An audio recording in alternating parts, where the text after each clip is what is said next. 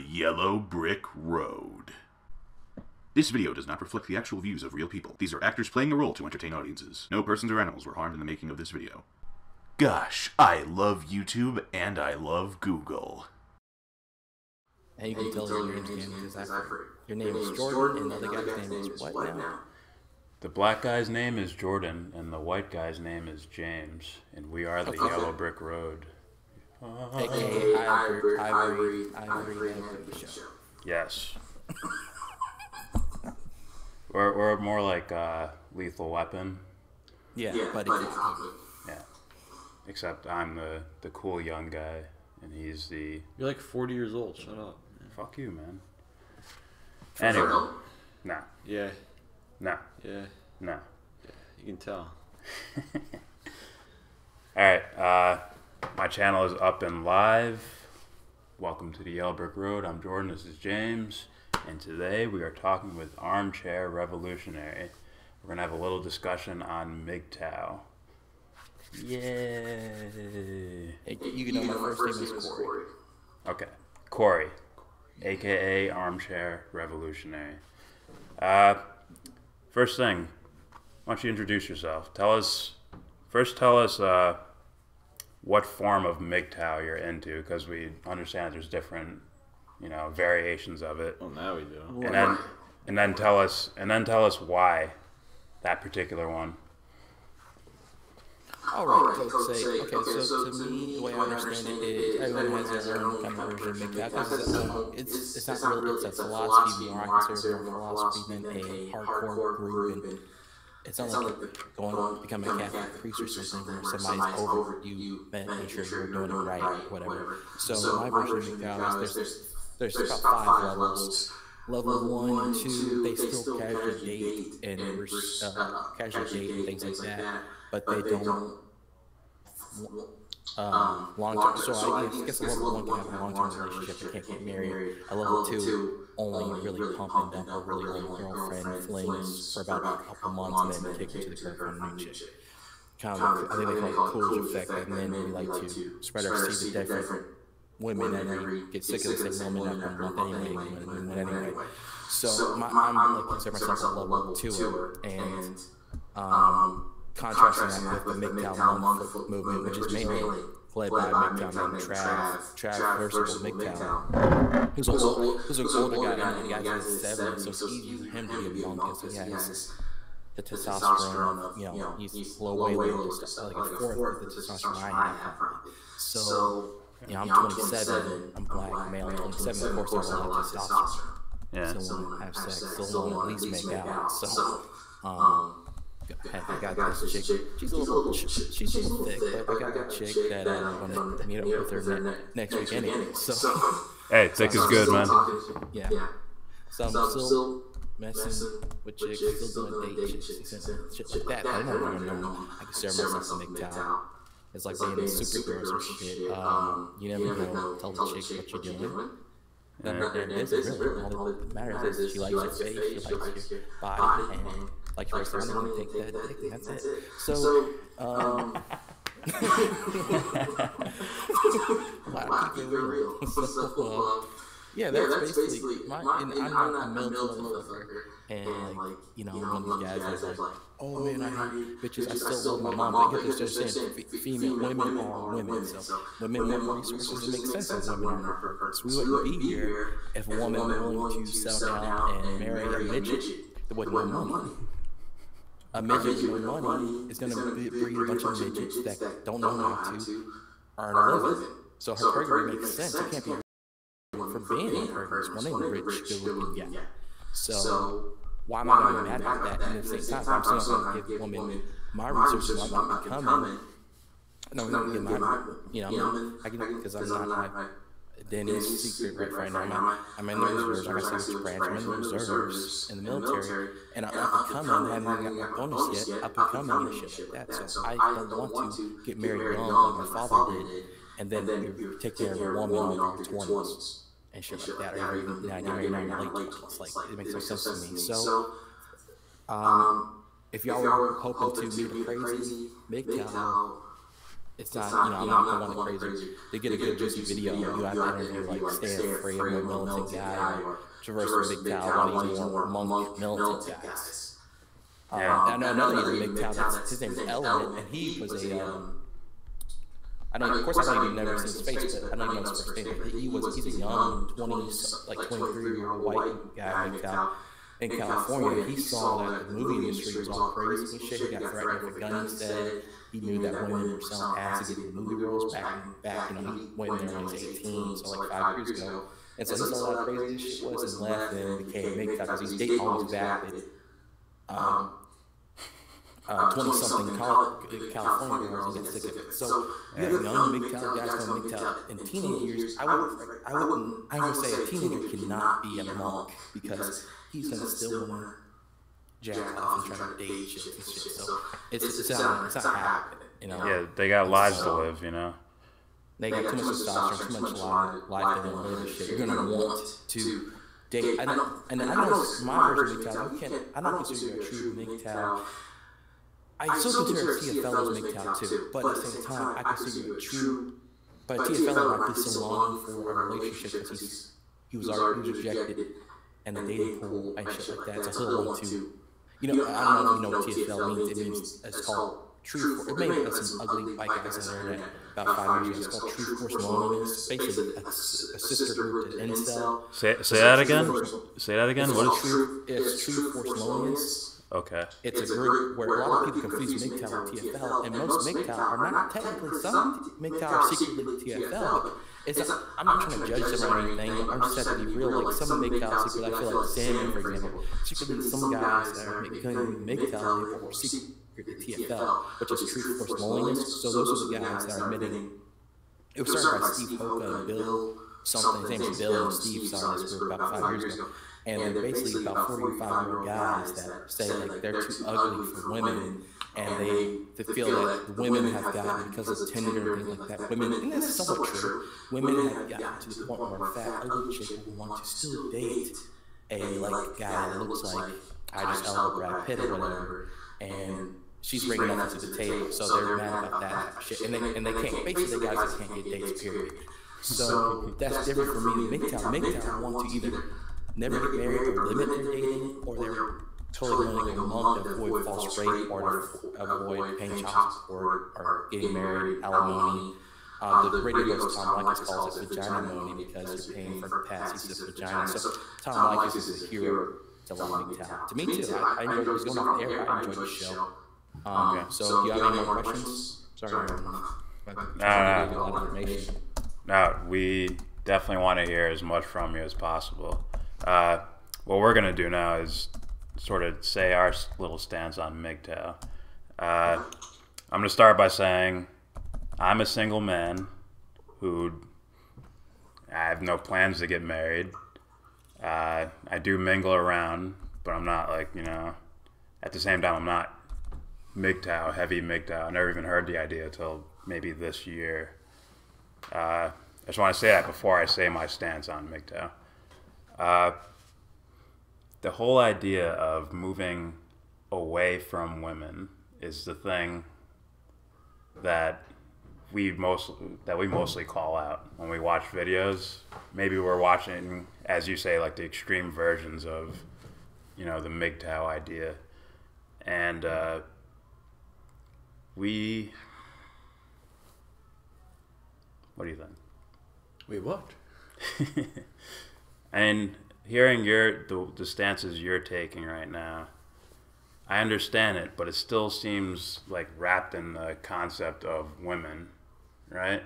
You're moving away from something because of the woman factor.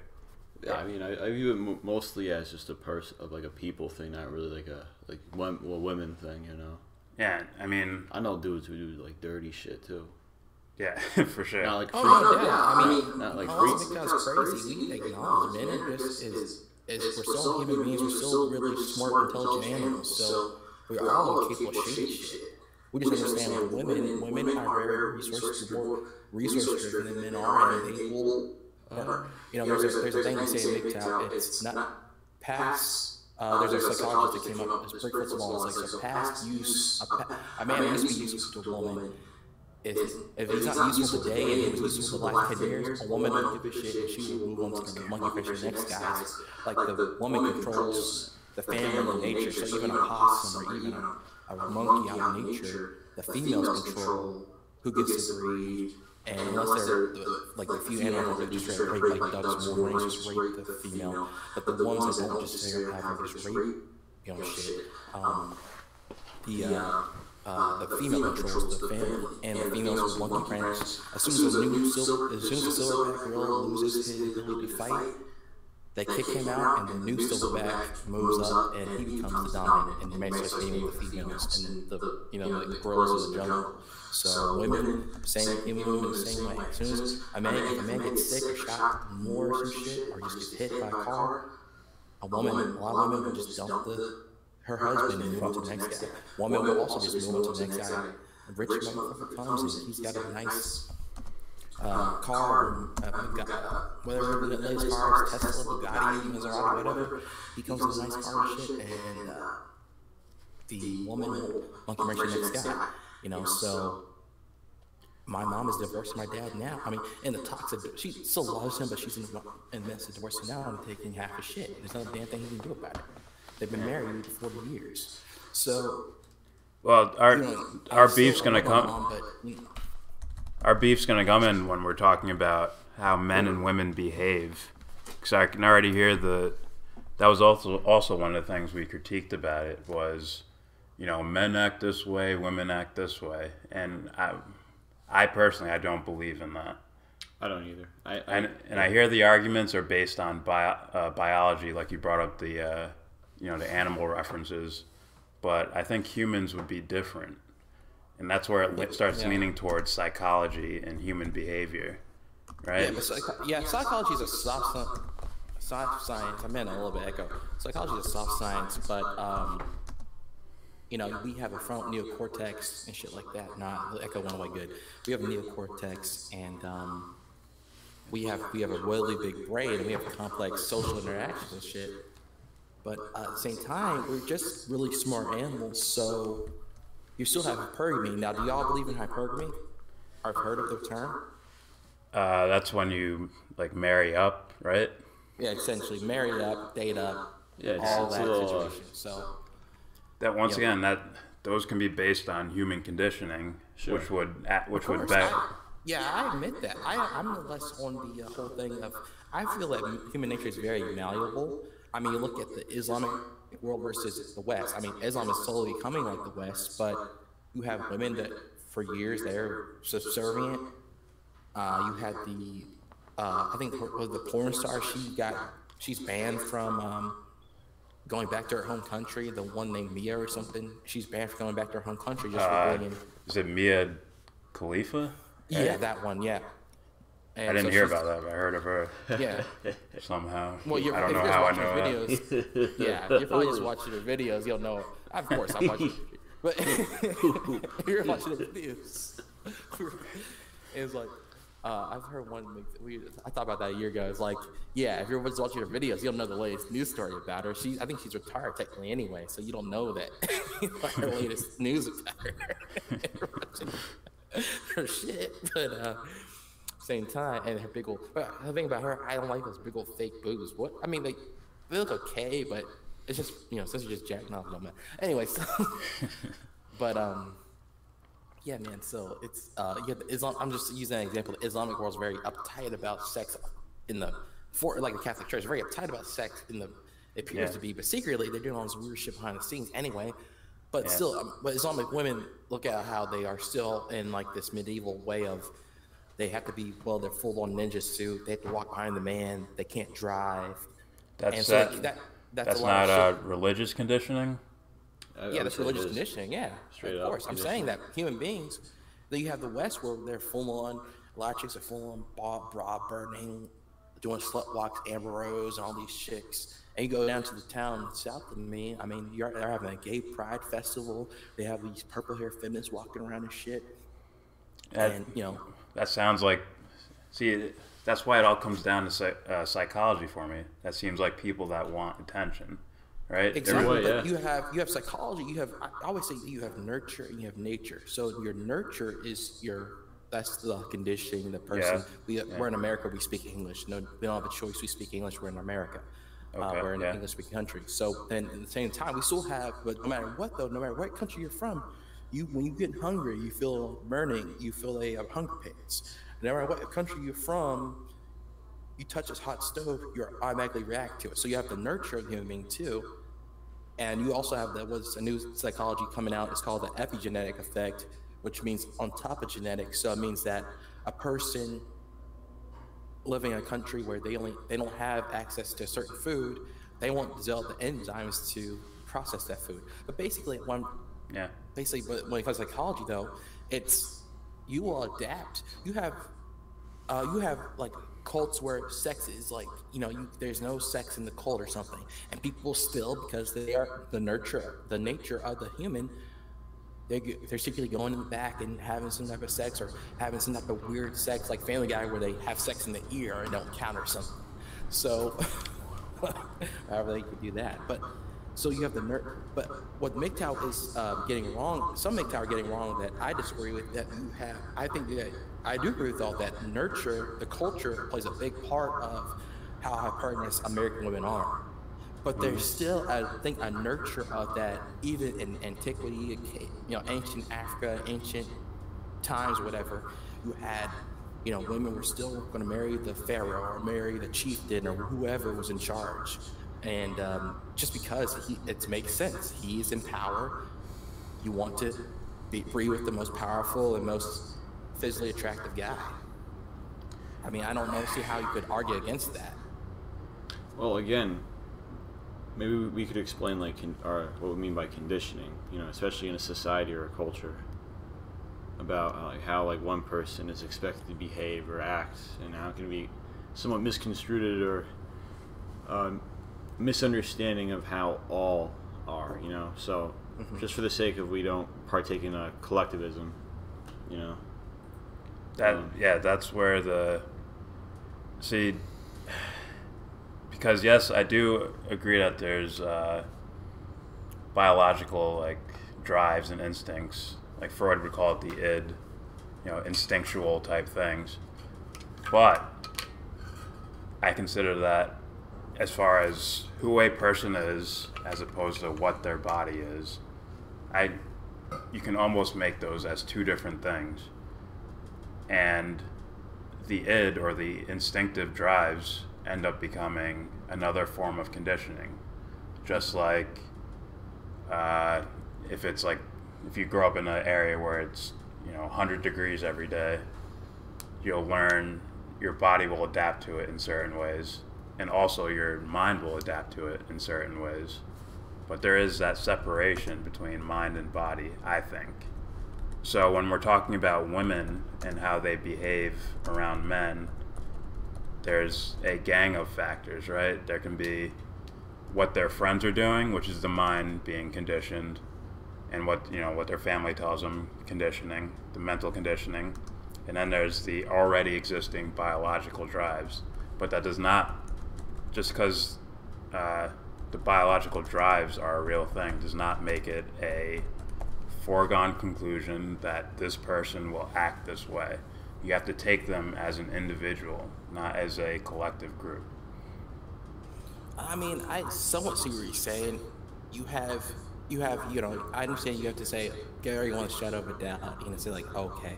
But at the same time, you can somewhat, it's not being sexist to say, okay, women tend to, right now the divorce rate in America is 50%, 60%, and women 8% of the time. This is government statistics now, so I don't have the article right in front of me, but it's off the top. I just heard, women are initiating divorce 8% of the time. So with that type of information, you can still make an aggregate and say okay, 7 times out of 10, women are going to behave this way. And it's not I'm hating women. As a woman, she should still be wary that I don't think she should partake in feminism. Is there a chance a guy could try to rape you? Yeah, that exists. It doesn't mean all men are like that, but it does mean that a guy can victimize you. He is 5 times stronger than you. He can victimize you. So then with women, of course, a woman can falsely accuse you of rape, divorce you, take half your shit.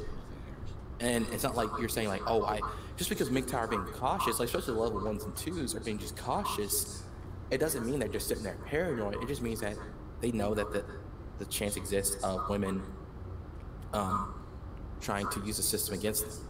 Yeah, I understand that, and for sure there's a gang, in my opinion, I don't have the statistics in front of me, but I definitely believe there's a shitload of false accusations with I'm sure a lot of these, you know, especially like with like college campuses and shit like that. Yeah.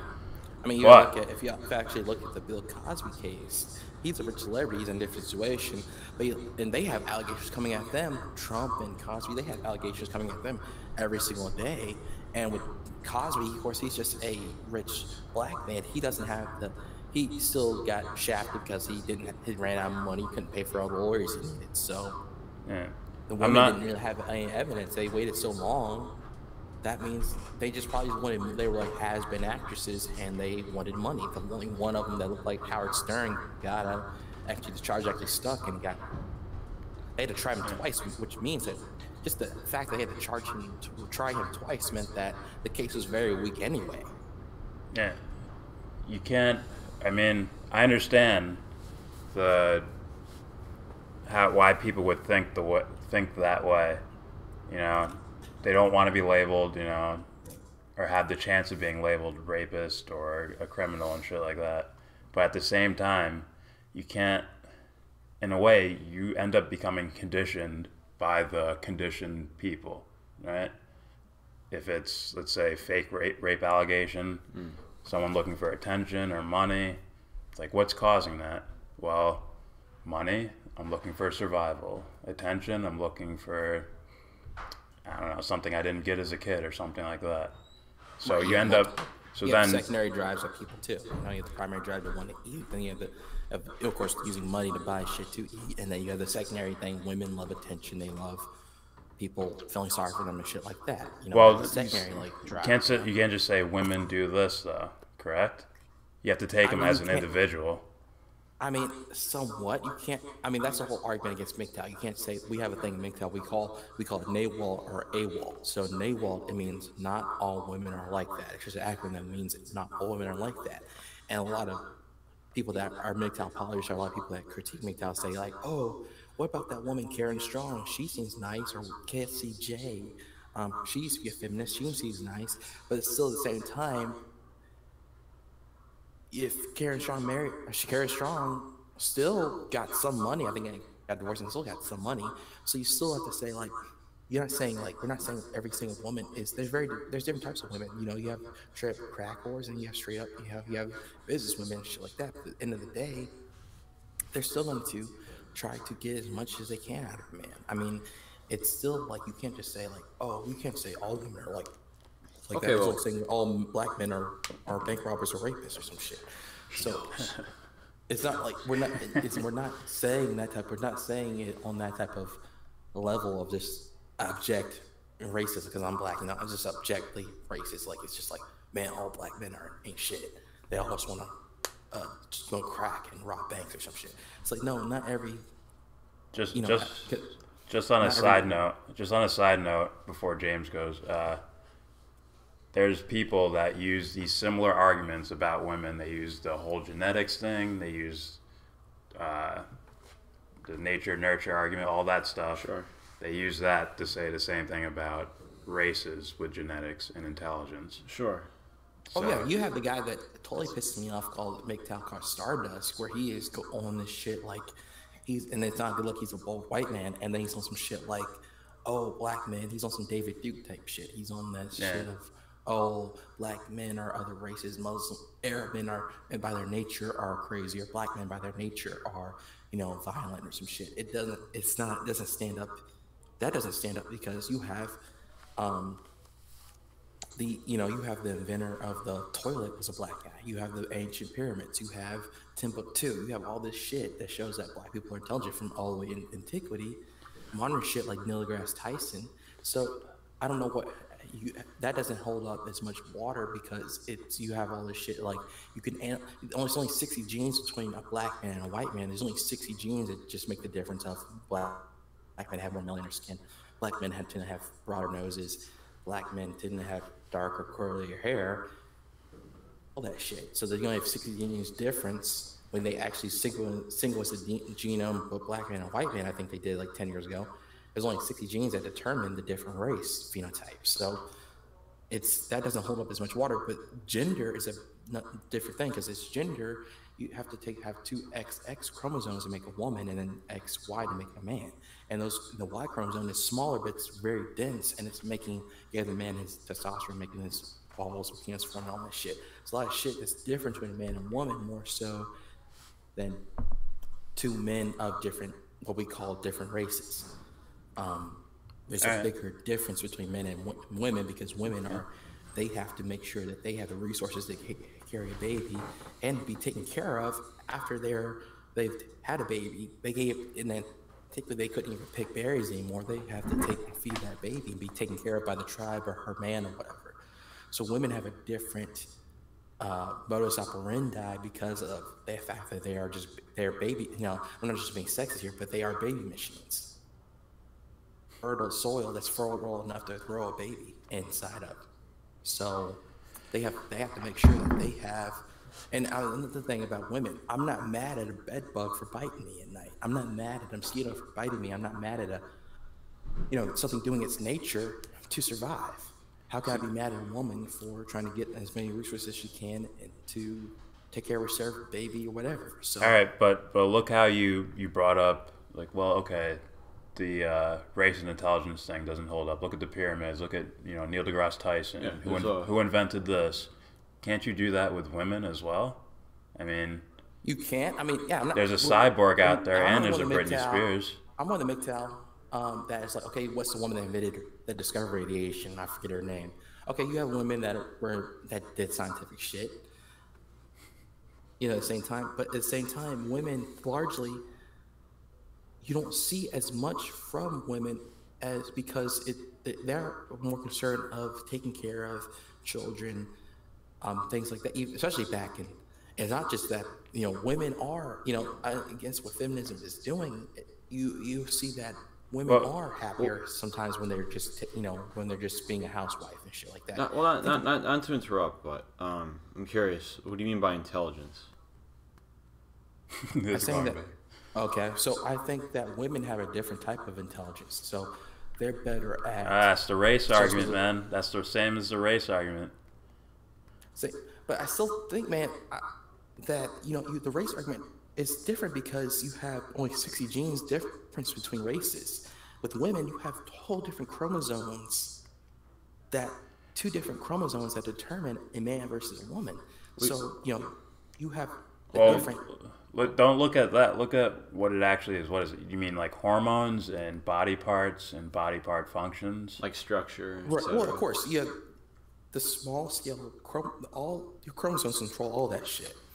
So the chromosome and the DNA on that chromosome controls hips. Woman has a smaller head. Slightly smaller brain to body ratio. Which control, with an animal, like in the animal world, for example, birds are really small, but there's some really smart birds out there, but they only have the brain the size of a peanut. But because a bird's only the size of a can of soda, they're still smart for that being that small. But with men and women are almost as big as men, but their brains are about 10%.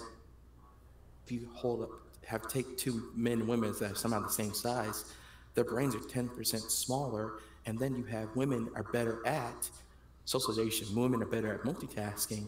But when it comes down to hard science or it comes down to mathematics, science, and invention, women don't perform as well. And you look at all these women in college right now. On average, and only correct? On average. Yeah, but on average, man. But that is still the Naval argument that you can't say all women are like that. I don't have to say all women are like that.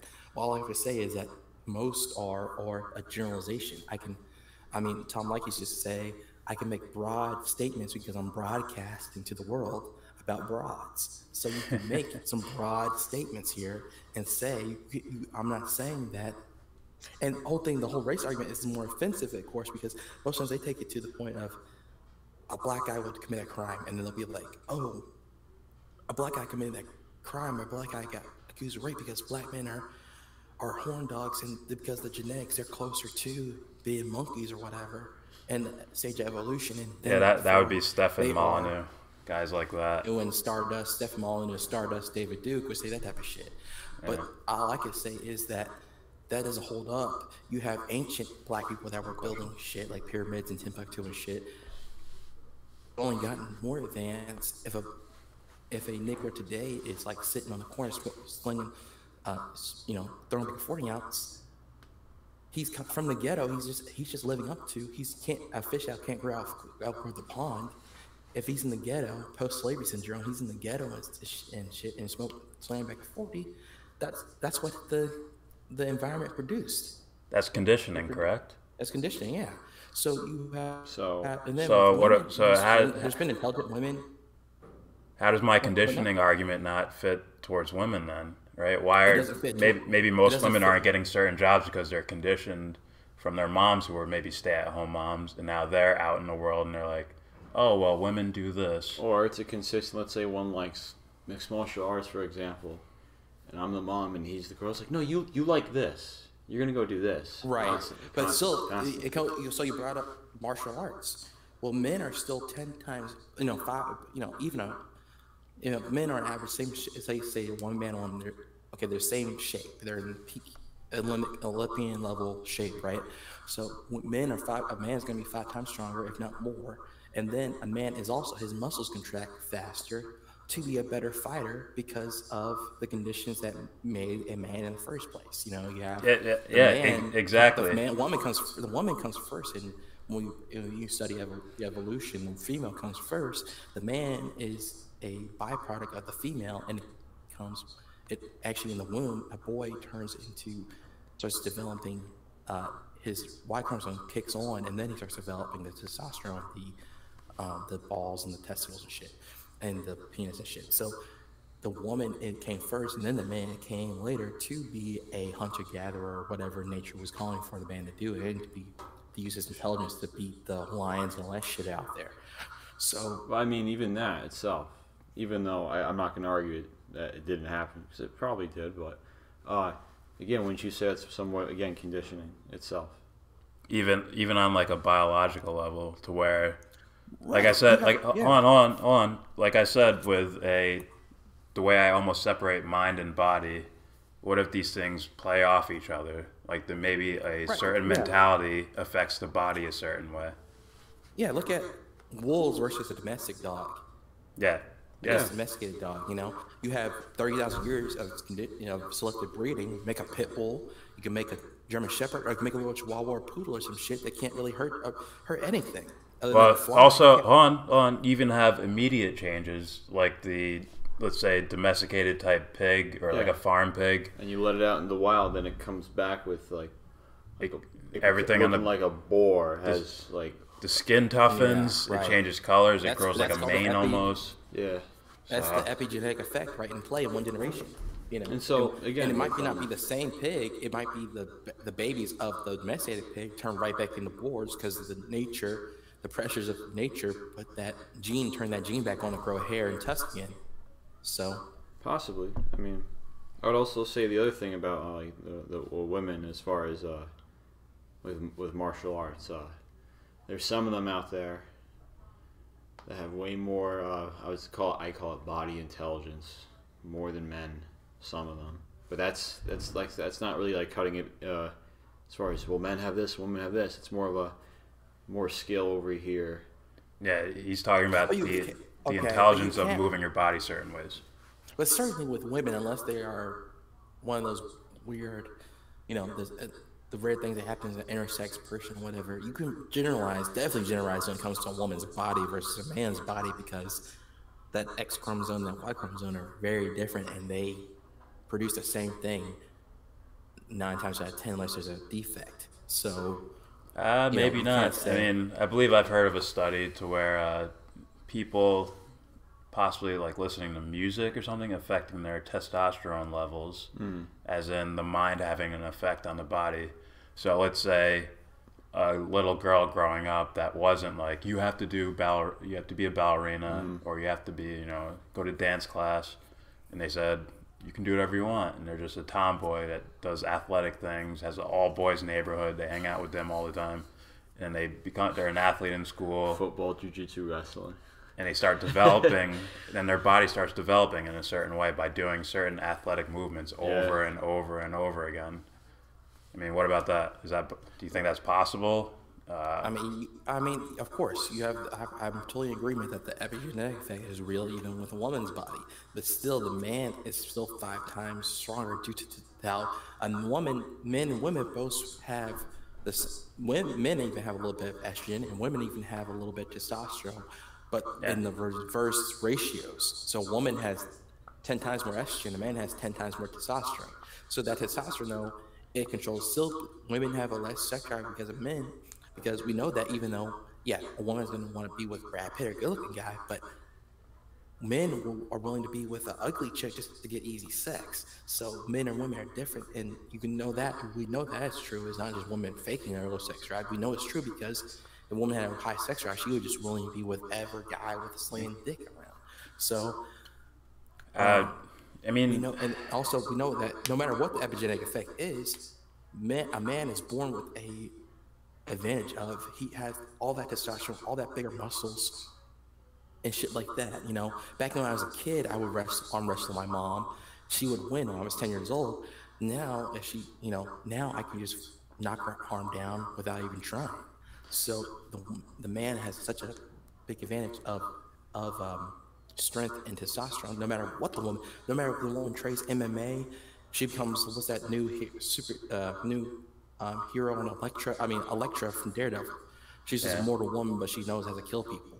Still, man, if a guy knew how to fight, he could kick her ass in 5 seconds because she is a skinny woman. She cannot generate the torque to beat a guy. I mean, especially just hand to hand, without knives. She can't beat a guy in combat. Just to be fair, okay, you're talking about speed and explosiveness, which it's a big factor. But I can name you a bunch of fighters, right?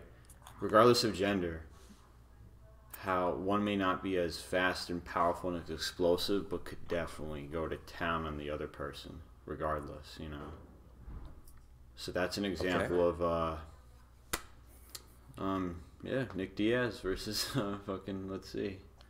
But even in men's boxing and men's MMA, man, you have weight sizes. You don't let a Mike Tyson type guy fight a Floyd Mayweather, even though they're both talented fighters. No, I understand. I'm talking about you talked about testosterone. A man versus woman is no contest. Well, you're bringing. I could right now at this moment I could give you a fighter from the UFC featherweight or bantamweight division, and I could put up against a UFC. My bad. Same weight class, same gender, and it would be a pretty even matchup. Some. You mean different? Okay, you broke up there for a second. Yeah. You're saying what type of boxing? MMA, or are you saying MMA? It's mixed martial arts. UFC mixed martial arts. Let's say like 145-pound fighters. Yes. One man versus one woman, and he's saying it wouldn't be like a wash. No. I would have to see that with my own eyes to believe that, because the man, I just know. Look up Cyborg. Okay. Cyborg's different because she got caught for using testosterone. Correct. Well, you also have the transgendered man. You have the tranny. I mean, I refuse to call them, she's. I just say him. He's not here to kick my ass anyway.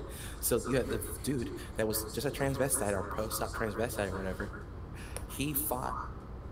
This is a news story came out a year ago. He fought just a normal woman MMA fighter, and the woman says, "I could not fight that. I couldn't get out of his grapples. I couldn't take a punch from him. The woman had to end the fight in about 30, half that minute, because I believe I know who you're talking about. Yeah. And I believe that person lost too. Yeah. At some point as well. Yeah. Just saying. So they weren't like some undefeated fighter. They lost. They lost to other women. Okay. I could even say, as far as within different weight classes, doesn't mean I pit them against each other, but as far as skill, there are some women out there like Rose Namajunas, Joanna, how do you say last name? your jerk check or whatever the fuck, something like that. Right. Girls like Claudia Gadelia. As far as skill in specific areas, Holly Holm. That's another one. Very much more skilled. And within the respective weight classes, I put them in the same weight class with other, with men. They could win if not hold their own. Straight up. Especially against guys that are just going to be brawlers and try to muscle you around. They know how to use your aggression against you. That's intelligence. Okay, yeah, that's they know body that type intelligence. of jujitsu shit and that. What I'm arguing is there's a whole spectrum I think people are missing. I'm not saying you, maybe, but a whole spectrum of intelligence people are missing, such as moral intelligence, body intelligence, academia.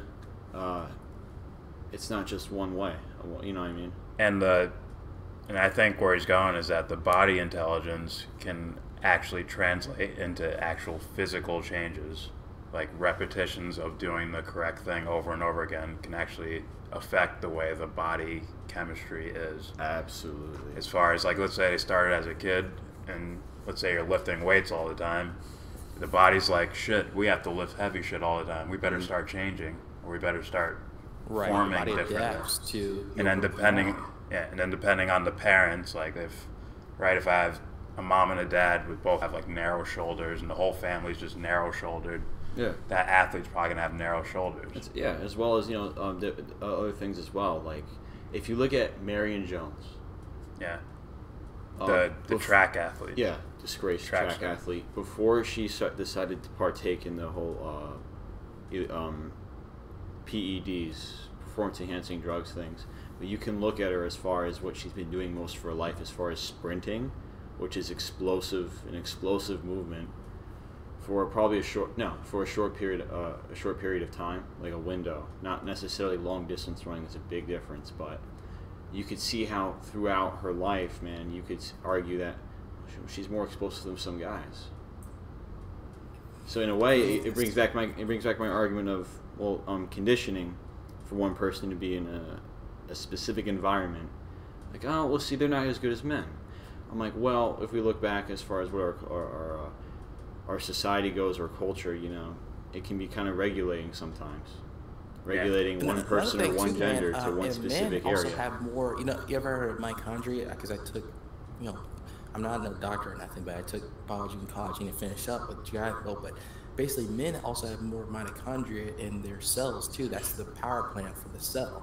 So men also can, if they're, of course, a fat guy sitting on the couch, that's the point I'm always talking about in shape men, their legs can turn over. Usain Bolt can, even if he's stoned, if he just gets out and and he stops smoking a little bit of weed, he can just turn on those legs and beat a woman.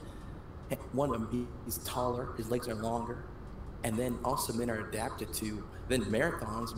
I've always heard that hunter-gatherers in the past, men can run further too if they're in shape. And also I found this transgender I was talking about, that the boxer is Fallon Fox, I think it's.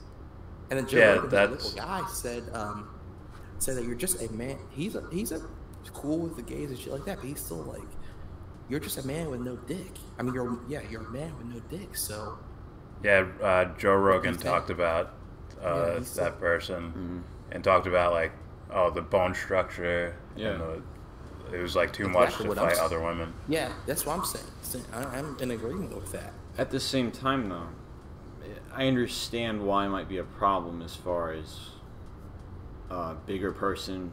That's why I look at it as bigger person, versus because men, typically much bigger than women.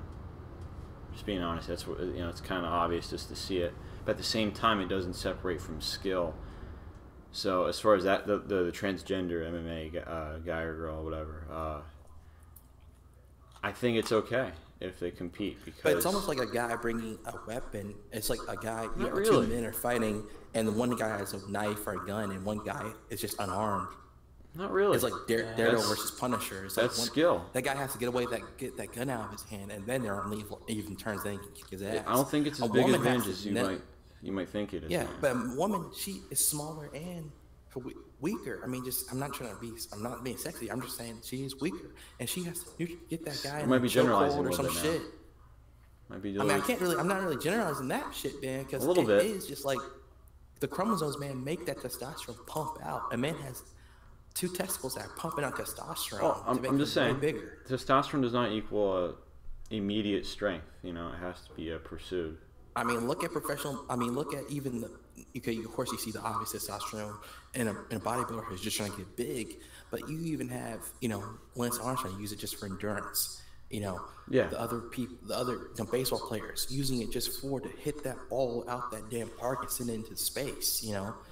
They're hitting so much harder just with that, just doing those. Probably only taking, not to get caught. They're probably not taking that much. They don't piss too hot.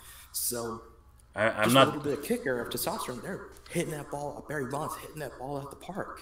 I'm not disagreeing with you on that. I'm just saying, what if, let's say, maybe the way someone's thinking about things or their mental focus on certain things maybe affects their body chemistry, which would affect the testosterone, which is the thing you're talking about. That gives you the muscles and the strength and the athleticism. Yeah, so I mean, epigenetic effect or your mind over matter type of shit, or they've proven that with the placebo effect.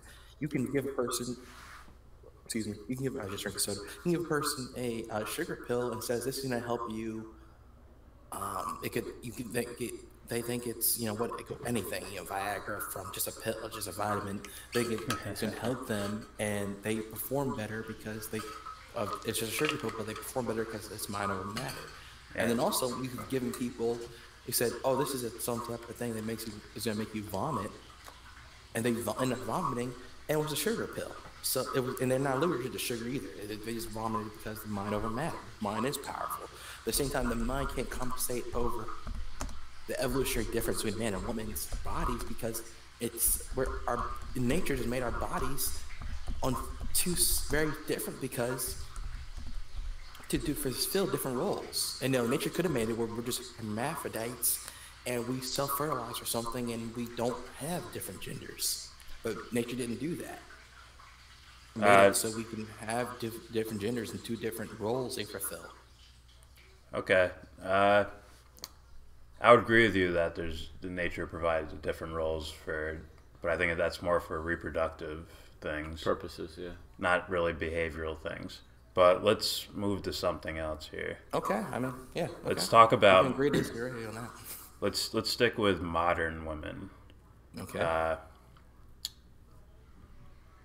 Do you have an idea of what would your ideal role for women in this world be?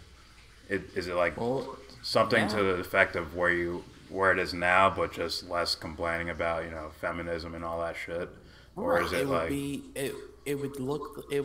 people would say I'm conservative because I would say you would have women in a role where they are mainly providing, having children, providing for children if they're infertile for some reason, taking care of children, doing jobs that are not super stressful, still to be a grocery, operator.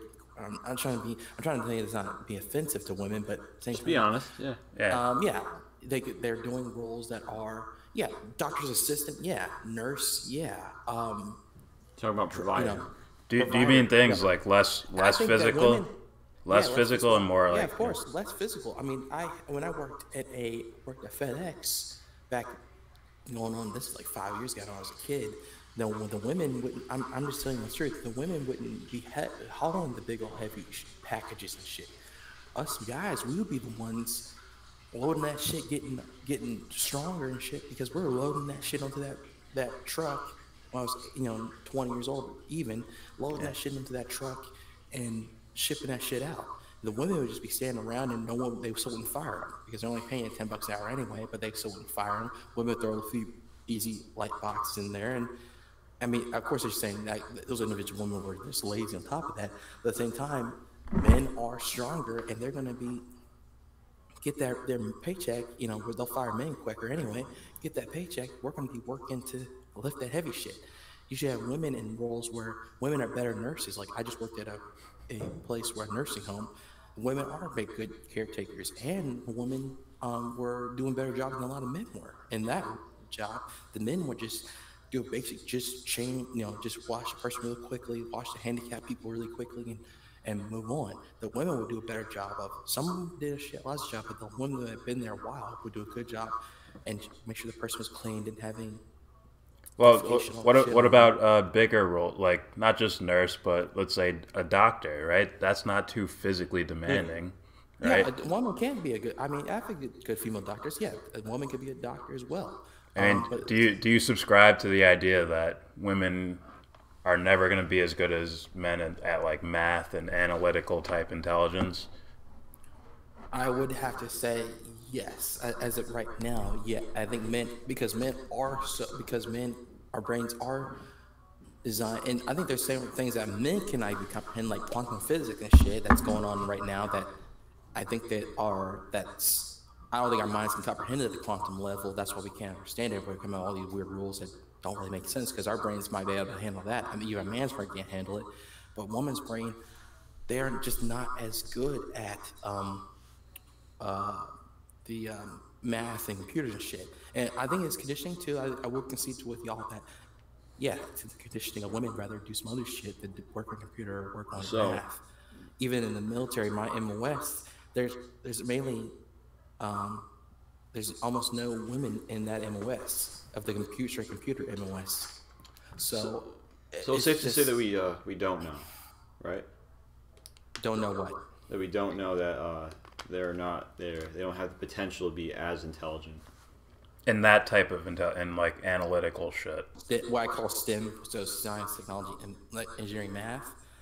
Mm-hmm. I would say right now, with no cybernetic enhancements, I would say no. I don't think they have the potential to be. Hold up. Cybernetic, what?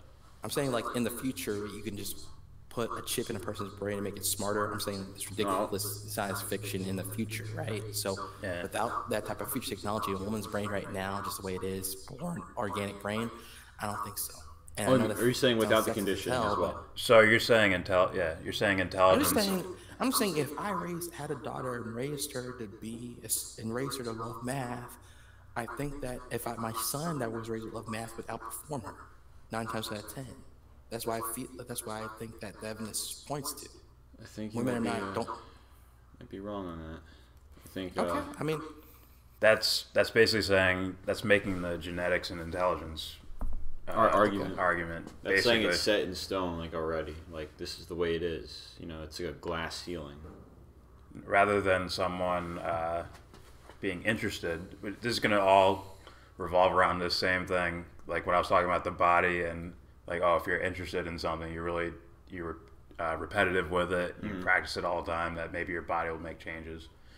It's going to be that same argument with intelligence. Mm-hmm. If I'm interested in something and I follow through with it over and over again, I'm going to develop certain, let's say, mental pathways to where I'm developing this type of analytical intelligence, and I don't just lay it squarely on genetics.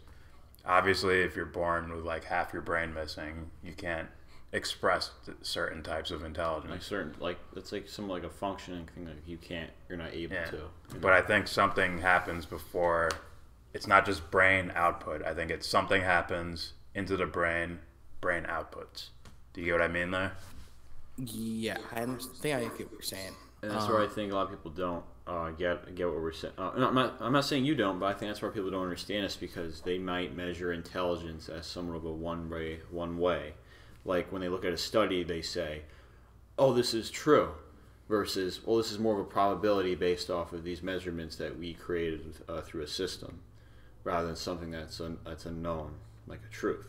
Yeah, as someone, no matter like what they are, whether it's male or female, like them finding their bliss and constantly bathing in whatever that may be. So it can't really necessarily be limiting based off of like what they are. And I think in like psychological terms, it's the ego being reshaped, not exactly the brain. I would say the ego, which I define, it's a psychological term, and I define it as like the mediator between the external world, the things you see out in front of you, things you can hear, touch, smell, the content you like absorb from the outside world, And Yeah, I'm also familiar with the Freud. internal content, such as like feelings or intuition and things like that. What I understand from Freud is like you have the ego, is which is just your personality, basically how you perceive yourself to be your personality. Super ego is your moral conscious, what you're programmed from your culture to be. Difference between a Muslim and a Western, person in America, they're kind of different super egos. And then you have the Yeah. id, which is pretty much universal of your sex drive, your desire to for violence, if desire to dominate your environment. So you have three different. I don't necessarily. I do agree with Freud a lot of shit, but some things I don't. I disagree. Obviously, he's a psychiatrist from 100 years ago, but Well, I don't, just so you know, I don't lean towards Freud. I lean more towards Carl Jung, which they're basically a similar class of guys. Wasn't he a student of Freud? I believe so. Student, colleague, something But like yeah, that. of course, the student can build He was upon linked, the teacher's philosophy and his theories, because Freud wasn't wrong about a lot of stuff, but he was right about a lot of stuff too. Yeah, I think Jung used Freud as like a base, and then he started building things on top of that, things that were a little more in depth, like the subconscious and also the self. He might add a different definition of a superego, but the way you described it sounds pretty similar, I would think. And the superego should definitely be brought up in this discussion from our point of view when we're talking about conditioning and things like that, right? Sure. The outside world, like the culture you see around you, you see women all housemaids and all that shit. It's more of a Men feminine, all construction workers. feminine versus masculine, Yeah. And then we see like different examples. More Yeah, but you also specifically see in the moving away sports from that, world. Say what? You have women that are embracing feminism, but they don't want those. They don't want to be a man sewer worker, or repair the sewers and shit. They don't want to be a construction worker. When I look they at want to be the doctors and lawyers and shit. Okay, well, when I look at feminism, I look at just like anything, like something like men might do. I look at it as team playing. Yeah, team playing. It's not necessarily I am this, so I am on this team. It's I'm gonna play on a team, and you could probably explain that better. I could. And it's like team playing, and then there's like a smaller group of like the extreme, to where it's like basically like children screaming. Like you see that in a gang of different groups. Like you describe guys in MGTOW that sound like crazy to you. So Yeah. obviously there's Right, that. yeah, obviously it's more extremist. Yeah, more extreme. And they're usually the loudest ones, right? They're the Yeah. ones that promote themselves the most. They're the loudest fucking people in the room. And then eventually, as time goes angry on, MGTOW, it might give other people a bad name because now that guy speaks for everybody. Yeah. There's There's legit people that called themselves feminists, but now in this era of whatever the fuck we're in, sure. The word feminism or feminist has like a whole different thing to it. Like y'all heard the whole different waves of feminism. You had the level one and first and second wave. It's hard to disagree with their complaints because those are from 1910 and 1950. Yeah, that's when they couldn't even vote and shit. Yeah. And then you had the ones that came out around the time we were even born, like the 1991 wave of the third wave, and then you had all the way, coming in 2015, the fourth wave. The fourth wave is all about transgenderism, and women can do everything a man can. A woman can kick a man's ass. A woman's 10 times smarter than a man magically. But at the same time, you see how it's like team playing, Yeah, that's the problem with it. When they say women can do this, like, no, Jane could do this. Yeah. Gabby Sanchez can be a heavyweight fighter and knock someone the fuck out of any gender. Right? Yeah. It's an individual thing. So, again, with the whole, like, team playing thing, you see how at one point, right, it was somewhat like, okay, I can understand how you might come up with that, Like, they were somewhat, society told them that they couldn't do this and that, and there were specific laws saying, like, shit like they couldn't vote, right? So, you can look at that, right, and you can see how, like, okay, we understand how, you, like, this group wanted rights, right? So, but then, like, if we investigate that more, like, okay, maybe, it wouldn't have to be somewhat singular, as far as women. How about just people, Like people. Like, we're equal people here, and that's why we want equal rights. Not necessarily like we're women, we want rights versus everyone should have all the rights. You know, everyone should. Well, it's have like if there was one, the guy says a lot of stuff I disagree with, but the guy Turfling Monkey. I'm sorry, I can't hear you. The guy Turfling Monkey, he's a MGTOW as well, and I don't agree with everything he says, but you know, he tries to be funny too, and tries to make jokes about he don't bang sex dolls and shit.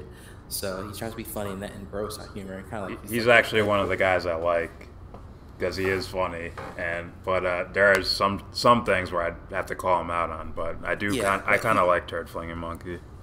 He has older videos there. He just talks about how you get the opportunity of equal opportunity versus opportunity of equal outcomes. So equal opportunity means the woman has a chance to compete in the race to outrun a man, but the equal outcomes means that the man's handicapped. They're either going to punch the man in the leg or make the man, he has to wait 30 seconds where he can start running, so the woman wins. That's the difference between kind of the modern feminism versus maybe the old school feminism. Old school feminism just wants a chance to actually can participate in the race, and the new school wants to actually the woman to win, a handicapped man to make sure the woman wins. So that's what Turfling Monkey talked about back in the day, and I was totally agreeing with that. You know, that's not his weird sex doll shit. That's just the thing. Nothing wrong with having sex, but he goes on about how he wants to. He makes a joke where he wants to, just so that I don't really. He goes too far some days, like he wants to have anal sex with a hooker or some shit until she shits corn or something on his dick, and it's like he goes into weird shit. The sex robots and all that. All I'm saying is like it can be a little bit telling when we get to the intentions of these things. Like, well, I want this. It's like why do you want that? You know, intentions with what? With just so you know. With I don't want to be vague here. It's more of how would I say this? Like men should do this or women should do this. It's like why? Yeah. So it's just like some of like I don't want to like be like sound like a conspiracy nut, but it's like more of like a hidden agenda. You know, like I think they are. What the whole thing about conspiracy nuts is that they're conspiracies that are ridiculous. Like, there's reptoid aliens that are trying to take over the world. I get that. More rational conspiracies. I get that, man. What I meant was like the actual like term of conspiracy, like a theory. My bad. Yeah. Meaning. All I'm saying, there's not to sound crazy. There's conspiracies I believe in that sound rational, and there's conspiracies that I don't believe in that are ridiculous. Like the conspiracy I believe in is that they're putting fluoride in the water to dumb us down. That's very easy to prove. You know, there's fluoride in the water. We know that fluoride's a main ingredient in a lot of downers that make you docile. And then you have ridiculous conspiracies like the, like I said before, like the reptiles or the Queen of England secretly a reptile alien or some shit. Hey, you know, that's the more ridiculous shit. Hey, at the end of the day, I don't know. Yeah, at the end of the day, I don't know, but it's like you got that. This is what I meant. Those are fun as hell, though. Yeah. Those are fun as hell to watch. This is what I meant. Like Turd Flinging Monkey, for example. I'm not saying this is what he believes in. I'm just hypothetical. Let's say he's saying women should be more geared towards this area. That's where they should go. Mm-hmm. But maybe it's rarely ever touched upon. It's like, well, why, man? Why do you think that's a good thing? You know? I don't think anyone's ever going to come up with a good answer for that because every individual is different. Monkey always says, like, if y'all are very, y'all are very, it sounds like you're very egalitarian when it comes to men and women. Turfily Monkey says women are children. They're just women, children in grown adult bodies with breasts on there. Well, do you see how it's like team playing? Yeah. And then you can hear some of the stuff that he says. It's like, well, you're a child too. Yeah, just being honest here. It's like, see how I don't really discriminate in a way.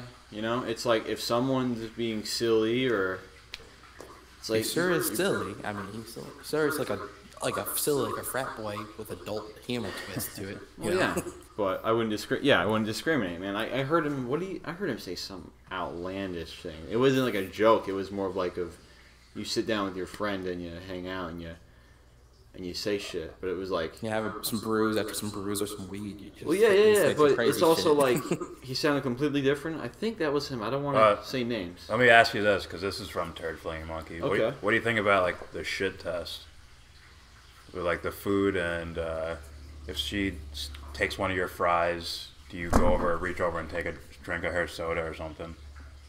What do you think about that? I guess I can see how stingy she is, you know.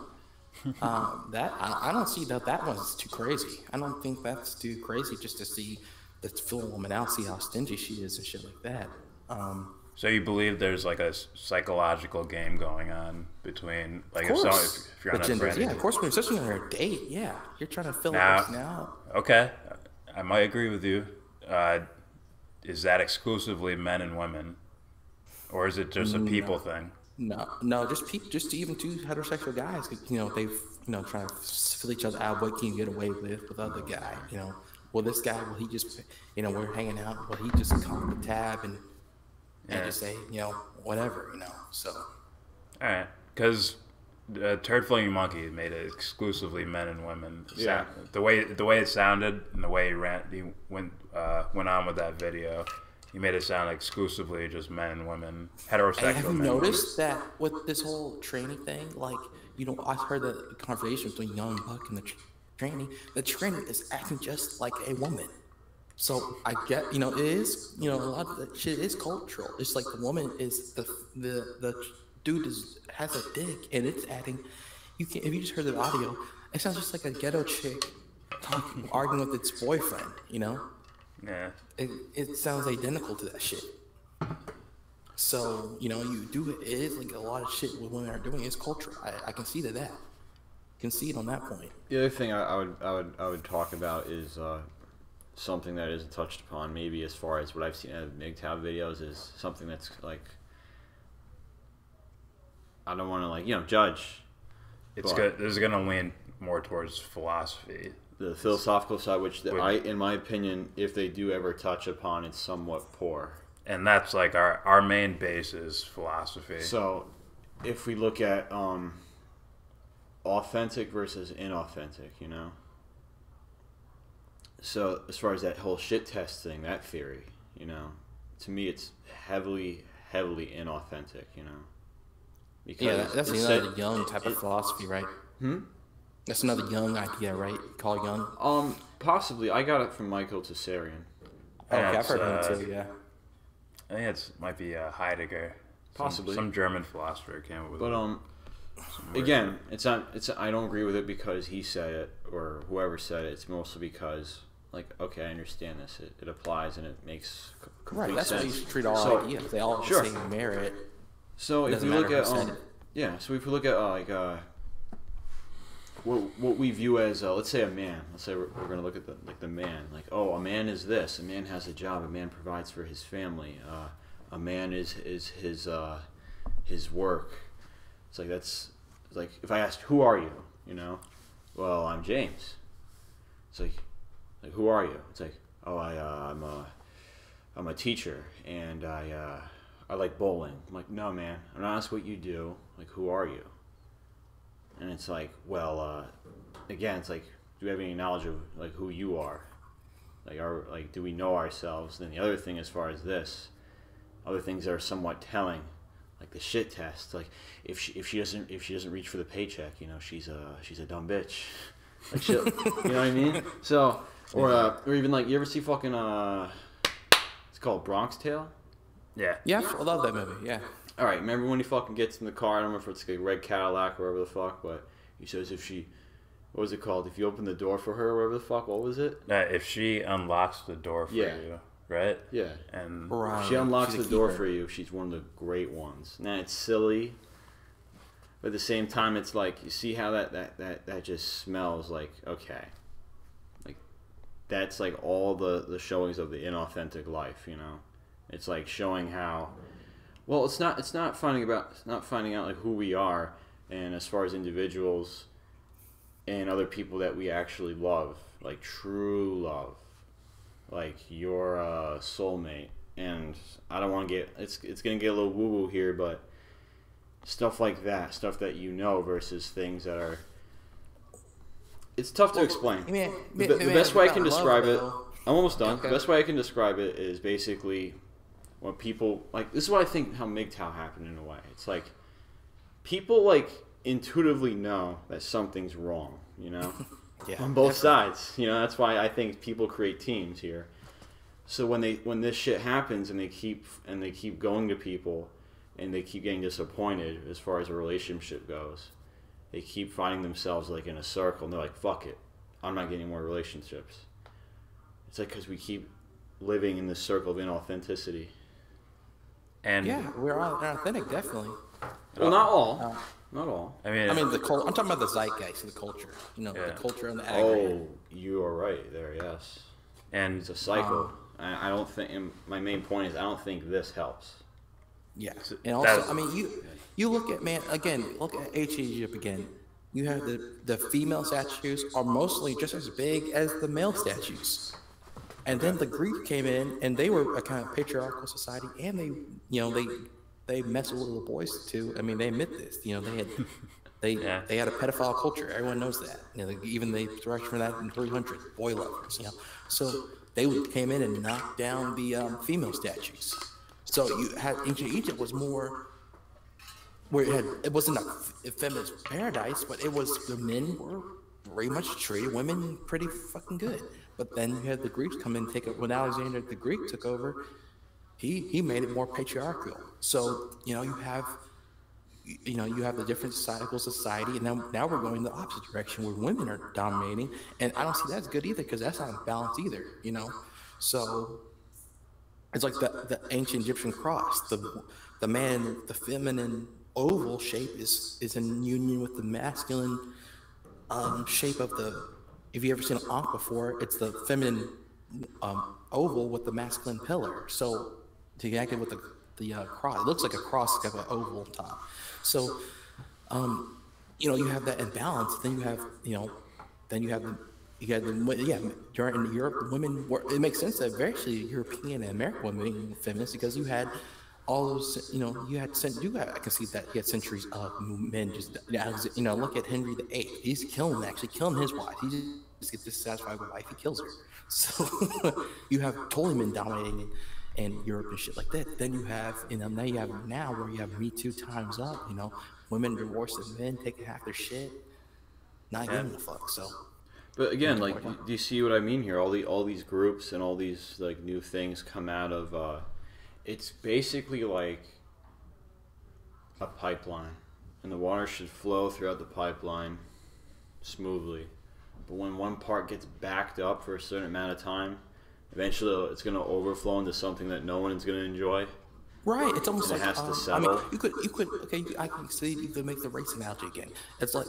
I understand how Nat Turner was so damn mad after being whipped on his back all those years. He goes crazy and starts killing the white slave owners, and then the white slave owners start killing. So it goes, if you abuse one group, they want to rebel against you, and then start abusing that person to revenge, and then it goes. So understand, it's like women.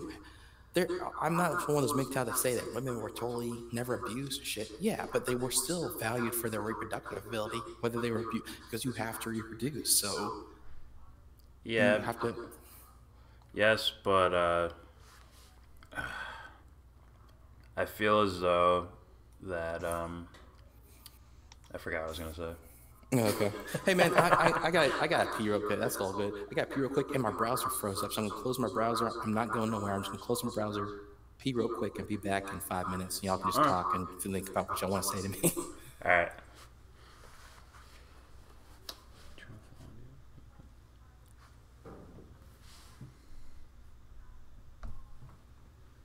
I can't really. Yeah. But let's look at some of the chat room. The Natural Progressive says, all you need to do is consider the individual. Leave sex out of it. Play people's strengths. Take time to find who has what strength. It is not that difficult. True feminism is judging people on their individual strengths, not making assumption because of sex. I totally agree. I agree, but at the same time, that's sort of our beef with MGTOW. is that it's men going their own way. Well, here's the thing. When they say true feminism, which is why I brought up the point from before, where did that come from? Someone being oppressed. So you find out, the intentions of these things, you know, and they're actually good things. But it's when we label it and we subject it to the part of society where it's basically men here, women here, blacks here, white this, that. It's the thing that's supposed to be like free. You end up boxing in by playing off against this. It's like, agree with the intentions. I don't agree with when we're going to call it feminism. No, we're going to call it just for all. That's what it should be. It shouldn't be women's rights. It should be equal rights for everyone and everything and anything. Yeah, it's like we need to get away from this political party, and we need to stand up on our own as individuals. If you noticed, we're gonna call ourselves democratic progressives. Yeah, and it's like, wait, you're still boxing yourself into don't associate with them at all. Say we're not them. Yeah, if you look at like when this feminism started, right? Yeah. As far as when they wanted the right to vote. Yeah. When did that start? It probably started before the 60s. Way before. Okay. It probably started before they got the right to vote. It just happened they happened to get their right to vote there's still at segregation. A certain time. What do you mean? There's still segregation. Between the races, or do you mean Okay, so see that? Yeah. That's what I mean. Yeah. But to be fair, I believe a lot of feminists were also sympathetic to that movement as well. Right? There's a lot just like there's just like there's loudmouths that end up fucking up the message and doing all this crazy shit. There's also like real motherfuckers that are doing shit. So there's probably like a handful of, you know, the people in the early feminist movement that was fighting for righteousness. Yeah. That were fighting for righteousness. Sure. And they understood the plight of segregation and all that. Someone's calling. Fuck.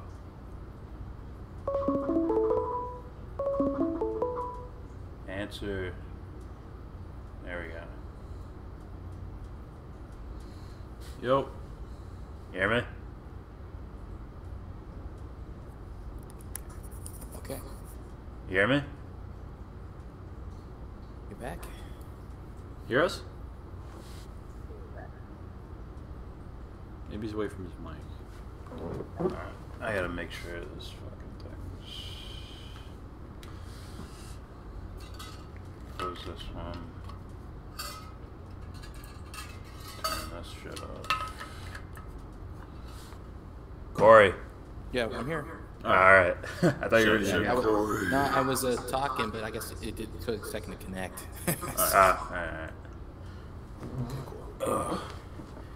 Hey, did y'all ever hear about the Yellow Brick Road was actually like a metaphor for money? No. He found out. Run! No, it's like seriously, like that was their Oz. They taught me that even in high school, man.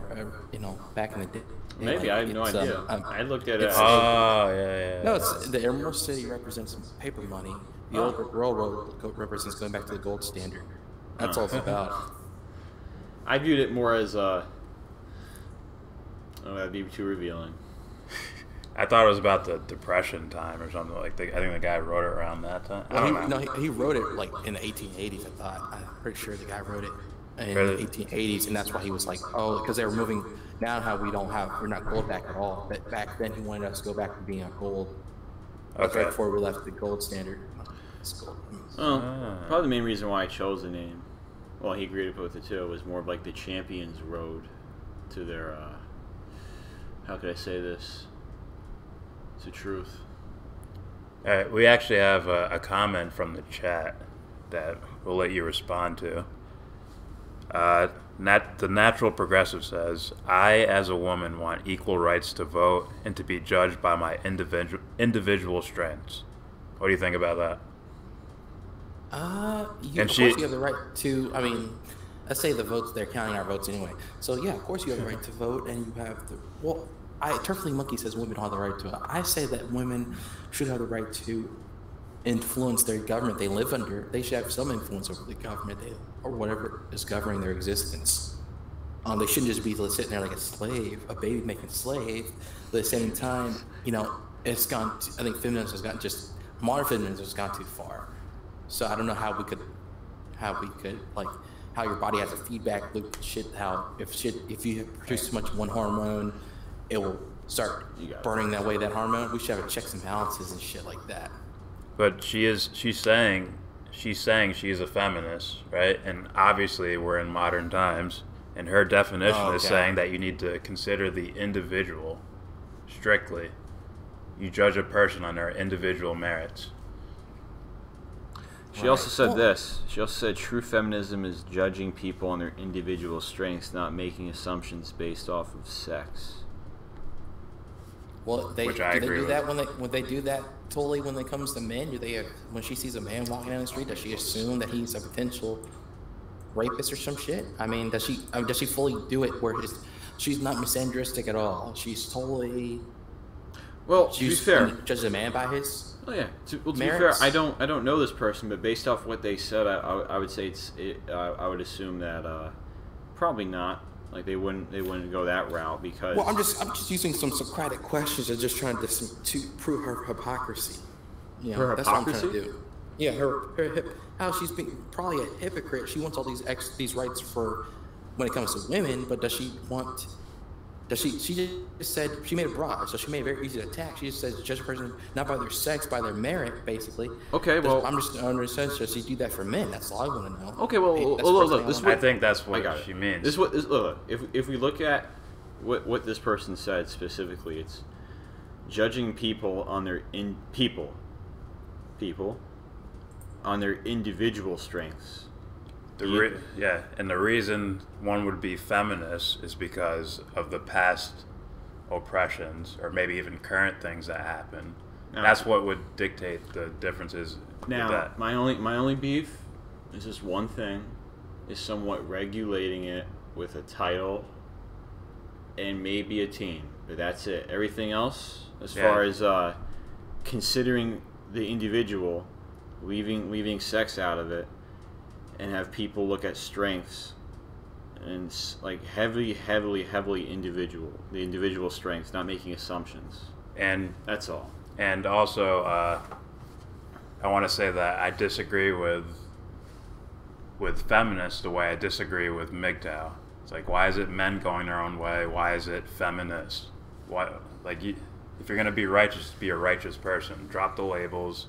Look at there's all different types of men going their own way because men are facing specific problems in society. That's why, and it's not. They sound like human problems to me, man. They sound like human problems. I don't mean to sound like this guy, but it sounds like a people problem. Like it does.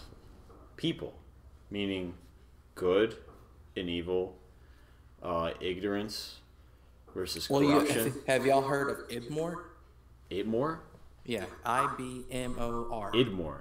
Oh. Yeah, it's introspective black men of reform. It's the black version of MGTOW, and now I disagree with that because that is going and making it too reductionist, isolationist. Because it's like, only black men have these certain problems. It's all men's problems, especially when it just comes to relationships. I mean, a black man gets divorced, a white man gets divorced, or false accused of rape. It's basically the same thing. But I don't see how I disagree with y'all. It's like, you just may make it human beings standing up for our rights. We should make a movie just called Humans Standing for Rights or something. I disagree with that because it's specifically men are facing these specific problems of dealing with the fourth wave of feminism and shit like that. So it's not like you can't say, we just should be we should be gender fluid human beings going to heaven. We can't make it that. So, are you sure?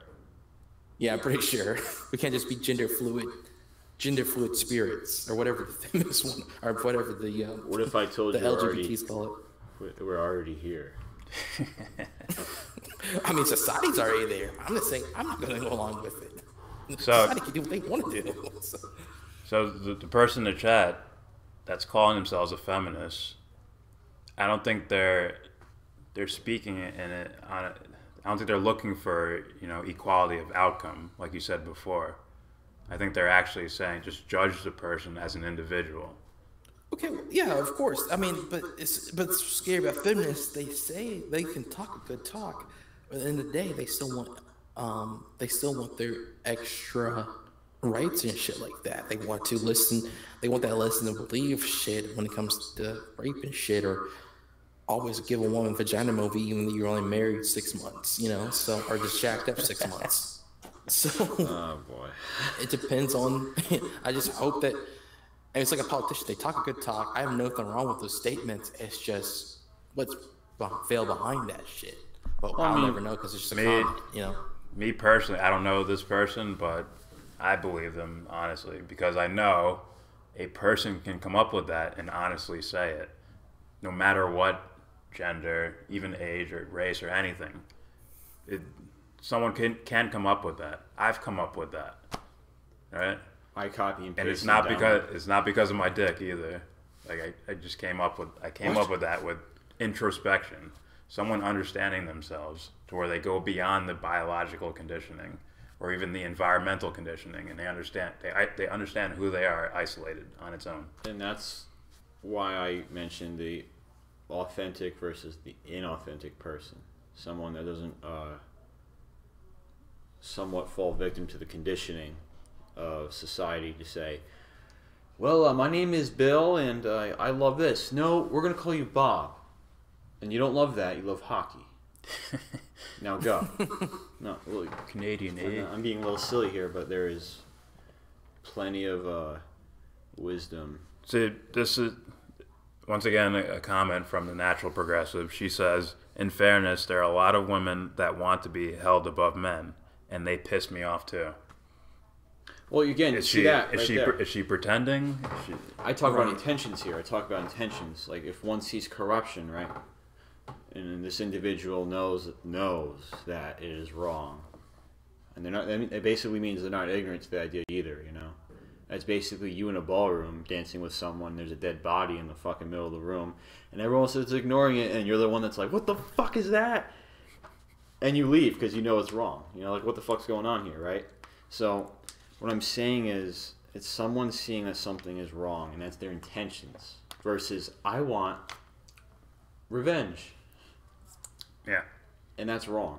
Yeah, vengeance versus just making something shit right. Right? So, Difference, yeah. that's really, that's what I mean by intentions. Like, do we want to do the right thing? What good is? Or do we want revenge, which is not the right thing? Which is a heavy dose of ignorance and corruption. So that's what I mean. If we could merely look at their, well, someone says, I'm a feminist. And then Jordan says, I'm a feminist too.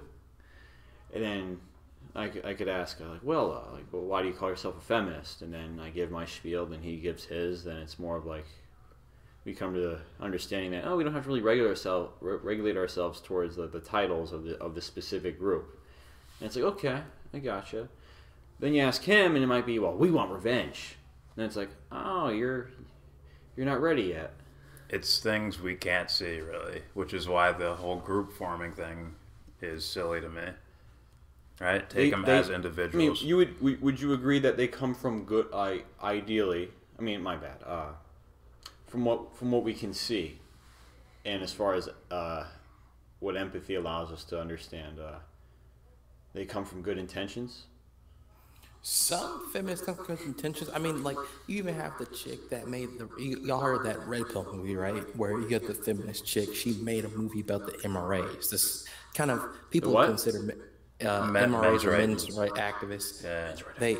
She made, no, men's rights activists are not MGTOWs. The MGTOWs do not want to just, they don't want to negotiate with politicians. They don't want to beg for rights. They just want to be left alone. And even the guys that still even date, they still want to be left alone. But MRAs, they want to change society. They want to say, and then you have the guy Paul Elam. The guy is married and saying, "Oh, I'm a MGTOW just because it sounds cool." Like that guy pisses me off. So you can't just say I'm MGTOW and I'm married. That makes no sense. You're under the laws. You're under the marriage laws of America. You're not going your own way with your wife. That don't make no sense. But anyway, so. I mean, do you see how, like...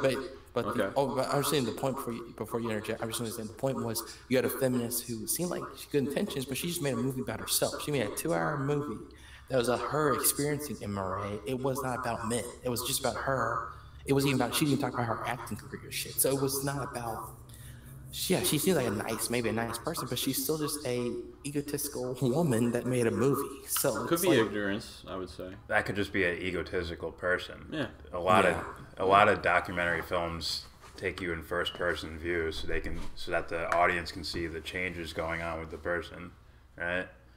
So yeah, I mean, I guess I can see that, but it's not exactly National Geographic where they set a camera up and so say, "Go." Y'all feel all the ways. Look at the wild woman picking oranges for her husband. Look, they don't see us. Watch me just throw a rock at it. What were you saying? Yeah, but y'all see that MGTOW, I mean, especially I guess maybe but let's just say the average MGTOW that's not completely bad shit like me and other guys that are not bad shit completely. Right. So where you think that we're kind of like we're like feminists in a lot of ways? I never understood that. I think. Go ahead. I think. Go ahead. I think there might be a specific reason why, like you or some of the others. I don't know. I can only go off of what you tell me, but some specific reason why one would choose to do go with the MGTOW approach. I would say So. But it's more of an example of someone seeing that something is wrong here and are experiencing a feeling that something's wrong. Whether you're done, something wrong is done to you. Which is why I don't want to call anybody here a victim, but someone's been hurt. You know? Yeah. So instead of somewhat seeing how it applies to everybody and everything, it's somewhat separating ourselves from the main issue. Which is why I think the title of it all is kind of telling to me, men going their own way, or as far as like, you know, people going their own way or whatever. I like that principle. I just as soon as you stick men on there, then I'm like, okay, now it loses its existential value to me. Now it sounds like existentialism is what? But can't y'all see that men are dealing with specific problems different than women are? I mean, we have to call men. We have to put men in it because we're men dealing with specific problems that are specific to men that women are not dealing with. They're dealing with different. But if we look at the other side of the spectrum, you know, if I can call it that, you can see how there's people, women, I would say, feel the same way. Right? That's why I call it. If there is a gender war, they're definitely winning. And No. Allowing them to. So. I don't mean a gender war, man. I'm saying I guarantee you, somewhere out there's a group of women, and there may be a bunch of them that might feel the same way as you. Yeah, I can definitely see that, especially maybe different countries where women are still just straight up oppressed. I mean, do you see how it wouldn't be really men are being treated this way? And then they would say the same thing. I'm like, guys, everybody's being treated shitty.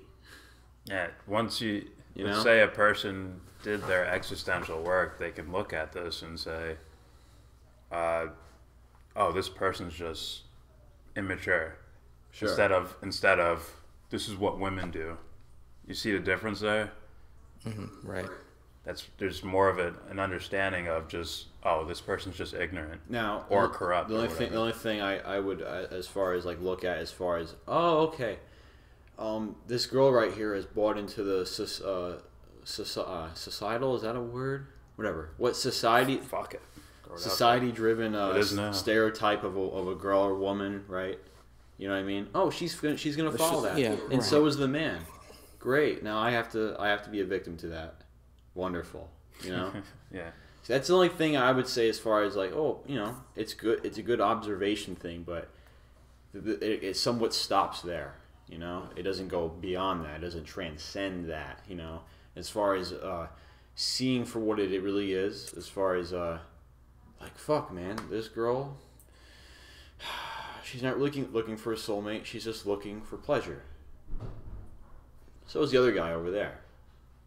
But as far as what society conditions us to do or believe, then some people can get hurt by that. And then so I would say the person who is somewhat ignorant to all these things, may not even like as far as existential work, they can still like, oh fuck, like why the fuck did that happen to me? And they get angry or they get upset.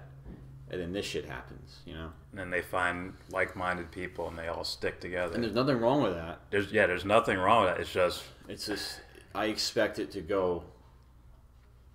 I expect it to keep going, not somewhat stop at. So you see, it says like because we acknowledge our identity as men and then we click up and we discuss our problems. You're saying that can I meant people. More militant. Are you just people in general? All people just click up. You're saying? Well, I don't mean like a click. I meant like people will come together when something's wrong. Right. Yeah. That makes sense. Of course, they're gonna come together if something's wrong. Yeah. Yeah, I meant something a little more than that too. I meant just not just if something's wrong, but also if something's possibly common or something, you know, not to mock anything, but something that's like warm and fuzzy. Like, oh, we're all like-minded, right? Like jocks want to hang out with jocks and shit like that. Right. Yeah, I was never for that. Well, you know what I mean. Yeah. And it's in a way like a sense of being comfortable, I think. These comments, whoa. Yeah. Let's do like 15 more minutes of this. Yeah, the library here is gonna close in an hour and a half anyway. So. All right, we'll do 15 minutes. That's good. Yeah, that's really good, man. Perfect. All right, so I'm gonna ask the chat if they have questions for you. At 4 or 5 Eastern. You should get that 4 or like 5 Eastern. What's that guy's name? Keith Sutherland. The clock. Tink, tink, tink. 24. 24. Yeah. I only see a few episodes of that show. I've never watched that show. No, me either. I just thought it was funny. Yeah, it's just funny that the clock is always tied down to foil some plot, you know? Guys in the chat, if you have a question, let it be known. This is like Reddit AMA, you know, so you can ask me anything. You can address, I guess you can put like a @ Yellow Brick Road so we see it. Abba asked, James, what's your social security number? I can't. I think I'm not going to give that. I don't want you to go out and rack up a bunch of credit card debt. So I have my credits. I'm rebuilding my credit anyway. I don't need you to zap it, you know? I actually had a question I was going to ask near the beginning. Just off the top of your head, maybe like 4 or 5 guys that you recommend as far as like MGTOW is concerned. Oh yeah, I recommend a lot of smaller channels. So I recommend a small channel called the Lovejoy channel. He's black as well. He's a Lovejoy channel. I recommend. I've subscribed to so many people. Let me look up because sometimes I forget their names. Yeah. I recommend Lovejoy channel. I recommend LFA. Now he's a MGTOW kind of MGTOW POA hybrid, and he could tell that he's not an incel. He's a good-looking guy, and he always talk about. He just gives you red pill knowledge and shit like that. He talks about how, you know, that POAs are telling you a bunch of bullshit because looks matter to women. You can't be fat and ugly and get laid. So I do like his take prisoners that, you know, and he still talks about MGTOW, how he's never gonna get married and shit like that. So he's a POA kind of MGTOW hybrid. So I want to let you guys know that exists as well. And then you have the MGTOW monks as well, and they totally swear off women altogether. So you have different factions. And then you also have another good channel I recommend is I've subscribed to so many people. Sometimes subscribe to Clothed in Shadows. He's a small channel. He's a really small channel, but he occasionally makes good shit. Clothed in Shadows. I'm gonna recommend small because y'all probably already know the big ones anyway. They make the same shit over and over again. A bigger channel that is hit and miss that I'm not even sub to is Howard Dare, but he's in it for the money, but he does make good content. I have to give him props. He does make good content occasionally. Another small MGTOW I recommend is Square Peg. It's spelled Square SQAR.peg PEG.PEG. He's a good small channel. Makes a video pretty much every day. I don't see how he has the time to do it. Seems like a regular guy. And then you have also Time Stealer. He's another POA MGTOW hybrid. A So what? he talks Hybrid? about Okay. PUA, public pickup artist, and MGTOW hybrid. So he talks about how to get women and get more money, make more money in practical ways, and then also he talks about how she's never been married too. So he always has that. It's kind of just kind of red, kind of consider that kind of just red pill where you're still trying to talk about PUA shit. And All right, one last one. also, one last one is Mr. Limba. Mr. Limba. He is it's spelled his Mr. is spelled weird. It's spelled Y instead of an I, so MYSTER. Okay. Then last name is Limba, LEMBA channel. Okay. All right, you got a question From the chat room. The National Progressive. They this person asks, what does the caller think about judging so? People should be judged as individual, but you can't ignore. I mean, because we're not walking around as spirits where we don't have any gender and we don't have any, At the same time, it sounds like a chauvinist pig, right? But you have to acknowledge that, yeah, it's a woman. It's different than judging you can't just say, like, I'm going to ignore the fact this person's a woman. I'm going to ignore the fact this person's a man. You have to judge them by the character first, but then you have to acknowledge, like, this is whatever they are, So it's as far as what we can see. It's a spectrum, You can't just say, like, I will concede on the fact that you can't just say all women are gold-digging whores. You can't just say that. But at the same time, you have to acknowledge the fact that there's a propensity for that behavior. I mean, it's been around for thousands of years at this point. 1,000 years of conditioning, maybe? Conditioning and environment, conditioning. Well, conditioning also means environment, so. Environment, but you have to say that, let's go back to dog, a simpler creature, but let's say a dog, for example.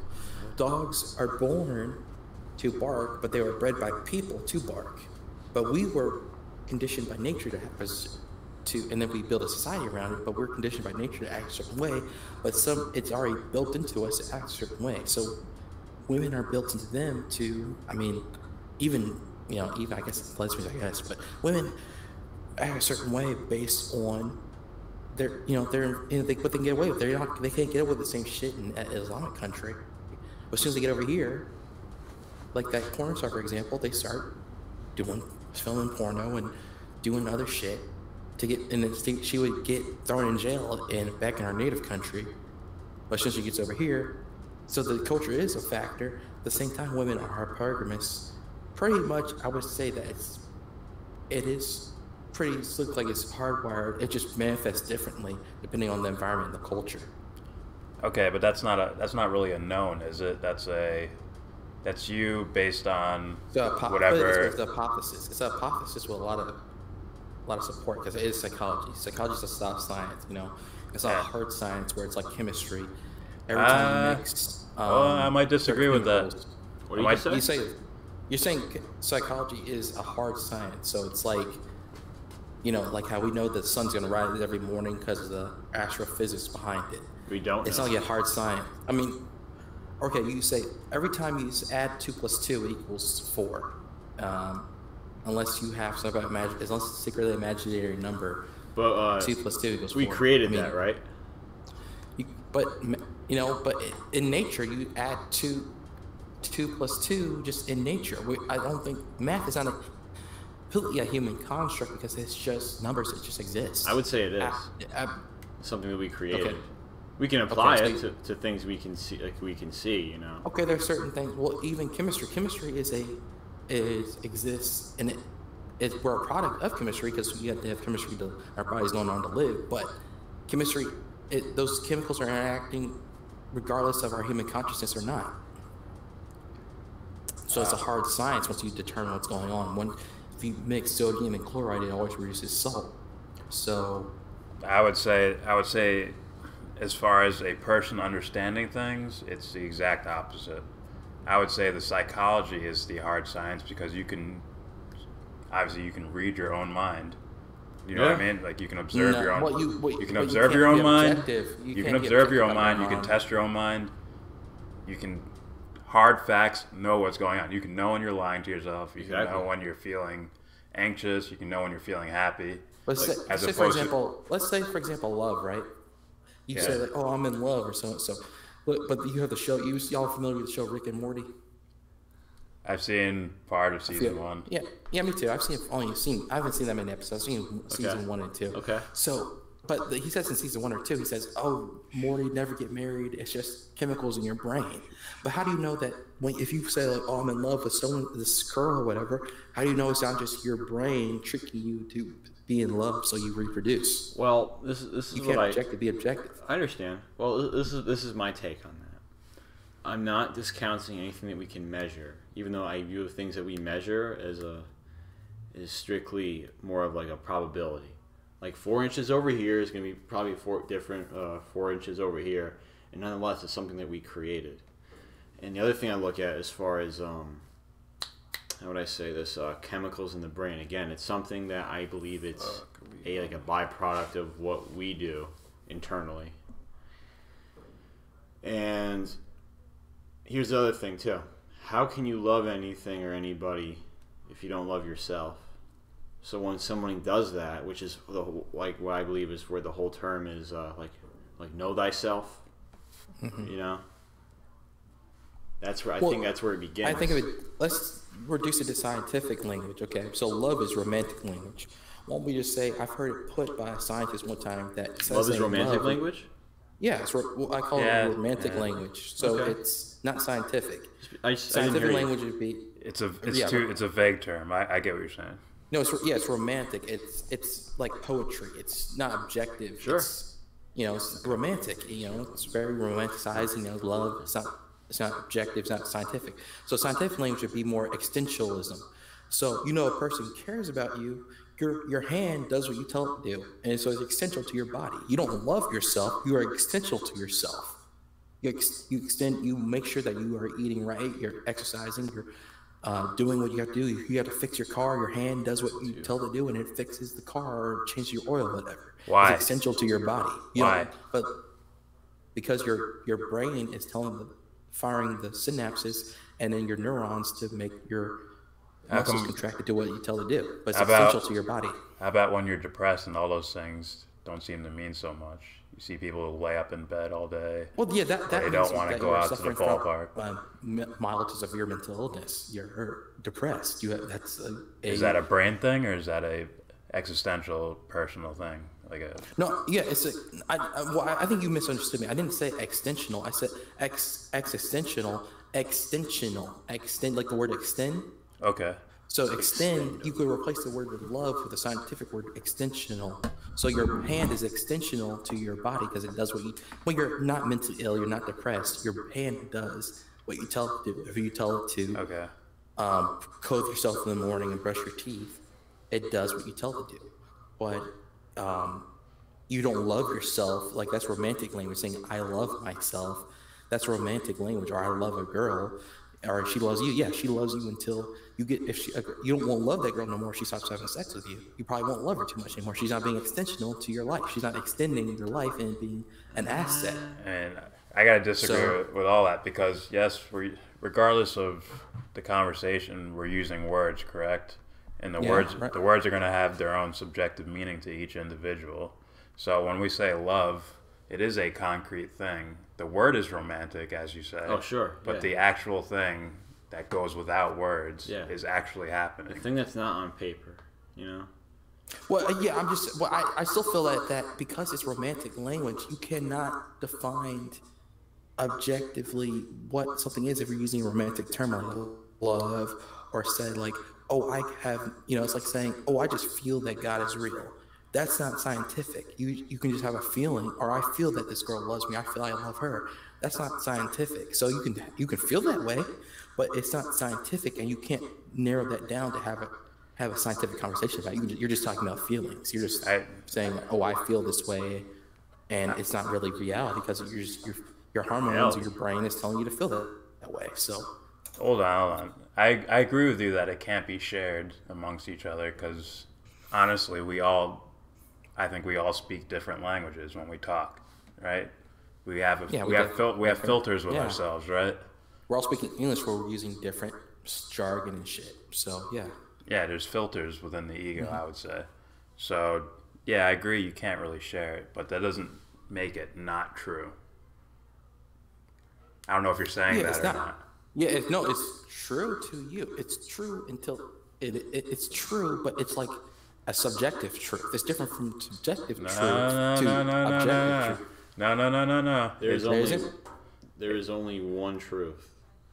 Well, yes, but I'm not going to go there because I know what you mean by that. Well, think about Albert Einstein said this, man. You feel your like I'm touching a wooden table right now. To my hand, it feels smooth, but if I look under a magnifying glass, it's rough. You can see the particles of the wood being interacting and shit like that. Then it looks rough. So which is true? Is it smooth, like our hand feels on the macro scale, or is it rough, like on the microscopic scale? I mean, there's multiple truths. I think, just if you just think about it, there's multiple truths depending on the perspective. Well, that was James' thing. Jordan's thing is I'm going to say that I would go in reverse order with what you were saying as far as subjective and objective. I would say the self-observations and those in the self-creation and all that stuff is the objective realm. Externally is actually the subjective realm, because things, if you look on it on a scale of infinity, things become blurry and very vague. Right? How large is like an inch? What's the size of an inch? Can you say that? Grab a ruler and say this is what an inch is. Is each ruler going to have the same exact measurement of an inch? Right? Yeah, down to their measurements can allow down to how the machines cut out the rulers and shit. Yeah, they're going to be about the same. And then you have to go with, well, who made up the inch? Someone made that up as a unit of measurement. English king, right? He makes it on his finger digits and he takes the foot off his foot. So literally. Yeah, that guy's a douche. Fuck that guy. Yeah, some European medieval king did that. I forget which one, but yeah, it was actually the foot is literally his foot. That's why it's 12 inches. That's why, an average man, his foot is about. Now we're bigger now, so my foot's I wear a 13 shoe, but being 1 foot is about right. 1 foot. Yeah. 12-inch foot is about normal. So, but we're a little bit bigger now because we eat more. But anyway, so. Well, I didn't finish my point exactly. Okay, what's your point? So yeah, external becomes subjective because we don't have a true objective hold on it, right? There's no. But we can use instruments, like I said, the microscope. We can instruments that we created. Yeah, we created, but they're as precise as we can get because it depends. We have to have variable instruments to perceive our world because we can't see a microbe crawling around unless we have a microscope or see the star, see Jupiter's, see Saturn's rings. But they're not a telescope. But they're not quite objective, are they? I mean, they're objectively there even when we're dead. They were there before. I mean, before human beings existed, they were there. So, can you prove any of that objectively? You have to be able to prove it. You have to be able to prove that objectively to say that it's objective, correct? I guess I see what you're saying. You're saying that because we were not there, we can't say. Even though it looks like the orbital mechanics of it, that the Saturn was still orbiting around there, frozen in space, we can't say objectively it was there because we were not there to witness it. But definitely see that fact. Let's say we were there. Let's say we were there. Okay. Is it still objective? Actually, if you're there to perceive it, then you know that it's like I think therefore and was it Descartes said that? I know that it is there. I just don't know everything about it, but I know that the Saturn is there because I'm perceiving it. I know I'm not dreaming it. I am perceiving that object in the sky or whatever I'm talking about, perceiving this computer in front of me. I know it's there because my senses are perceiving it. I just don't know. It's like, but I guess you could use that mind experiment. Are we secretly in a Matrix dream world, or are we secretly, are our senses secretly lying to us, or some? There's also thought experience like that, like essentials in the medieval Renaissance period. Like, even before computers, they're like, are we secretly in an illusion? Is the devil secretly, just because we couldn't make the Matrix analogy back then. So it's like, is the devil somehow playing a mind game on you where he can make it where you're in a dream world? Or you have the allegory of the cave Yeah. Where you're seeing a shadow and you think it's a real person, but it's actually a shadow on a cave wall. You know, so I'm do happy you you know brought that that for up. sure? No, but Yeah. So I see what you're saying there because yeah. it is. I was going to bring that up, the whole Matrix scenario, you know, the whole idea of reality not being what it appears to be, you know.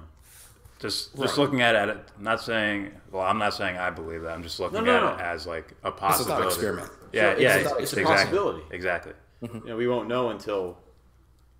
Okay, but then it turns over to why I call the, you know, self-observation, self-creation type stuff objective. Why I call that objective is because you create it. Right? Yeah. If my favorite color is blue, right? I created that. That is an objective fact. It is a truth. In all the universe, it is a truth within whatever reality we're living in. So let's say like he's like, you know, in the beginning of the Matrix where Neo wakes up in that pool.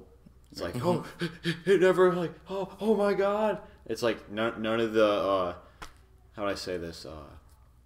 None of the external things were there as far as him, like literally, like, you know, experiencing.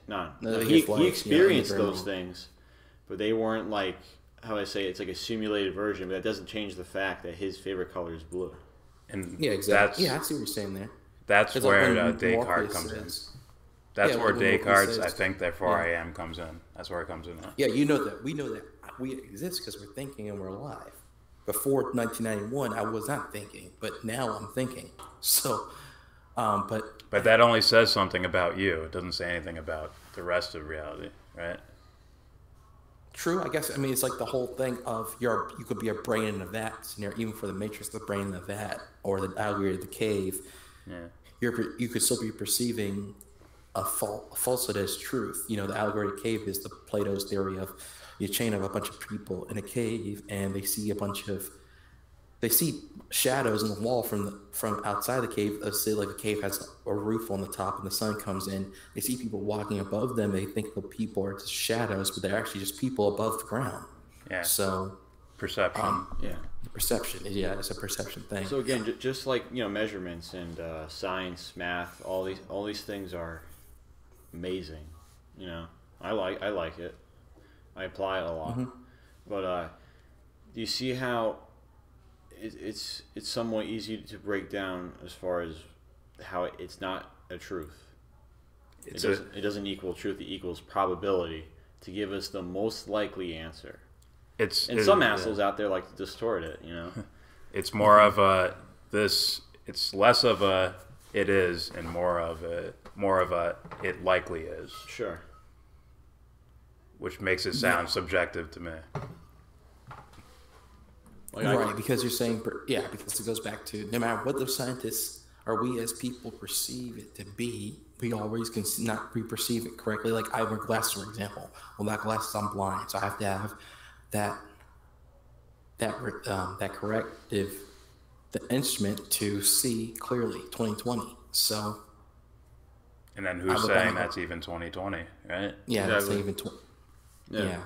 But all it means is that I see at 20 feet, I'm seeing at 20 feet, I see what a normal person sees at 20 feet. I can clearly see this thermometer in front of me or whatever it is. I understand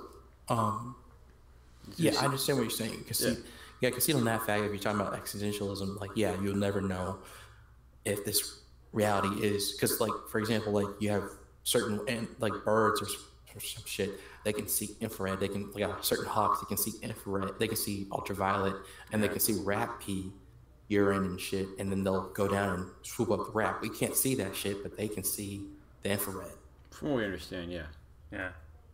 But again, do you see how this applies to even the MGTOW thing?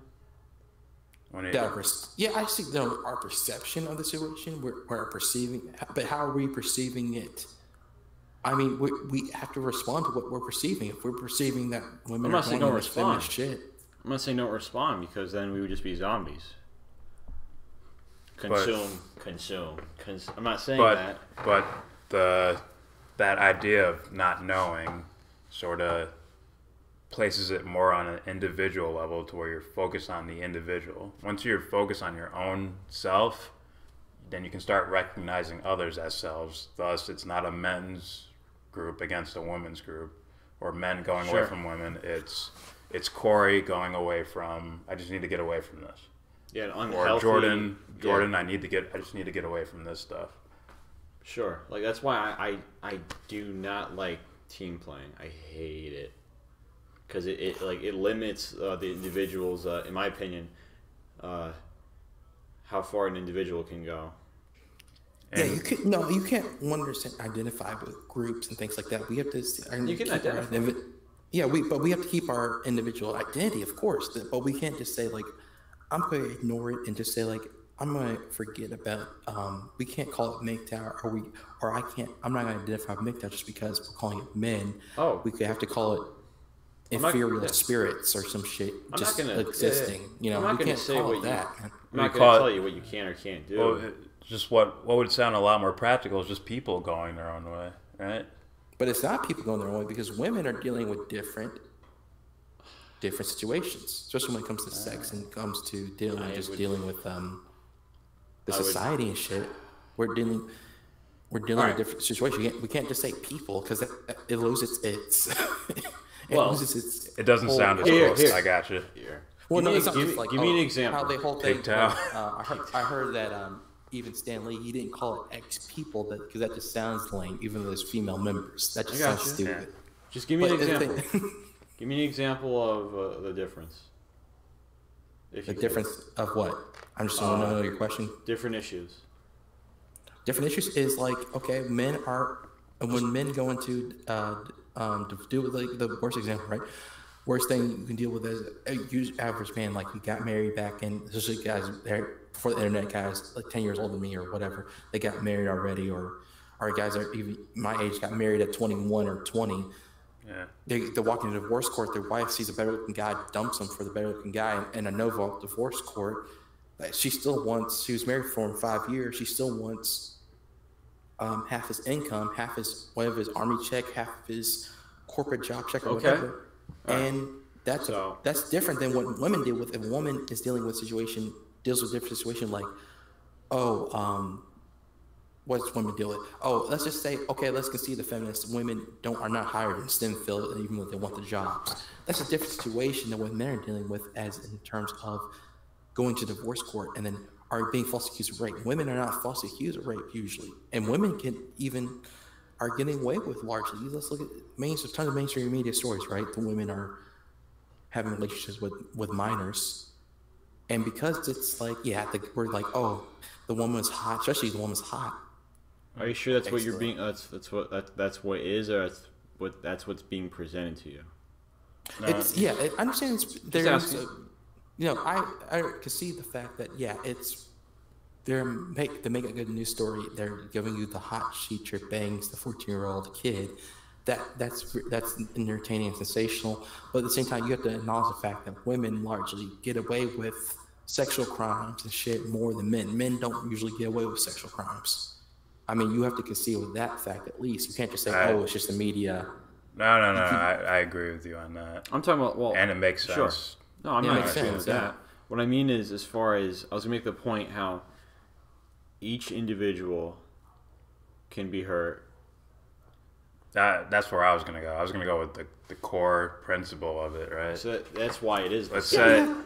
That's why it is the same. It's not necessarily on the surface like and shit. She's upset because of she was looked over for a job or whatever. But he's upset because she's been oppressed or whatever the fuck, or she doesn't get treated right by her peers because she's a woman or whatever.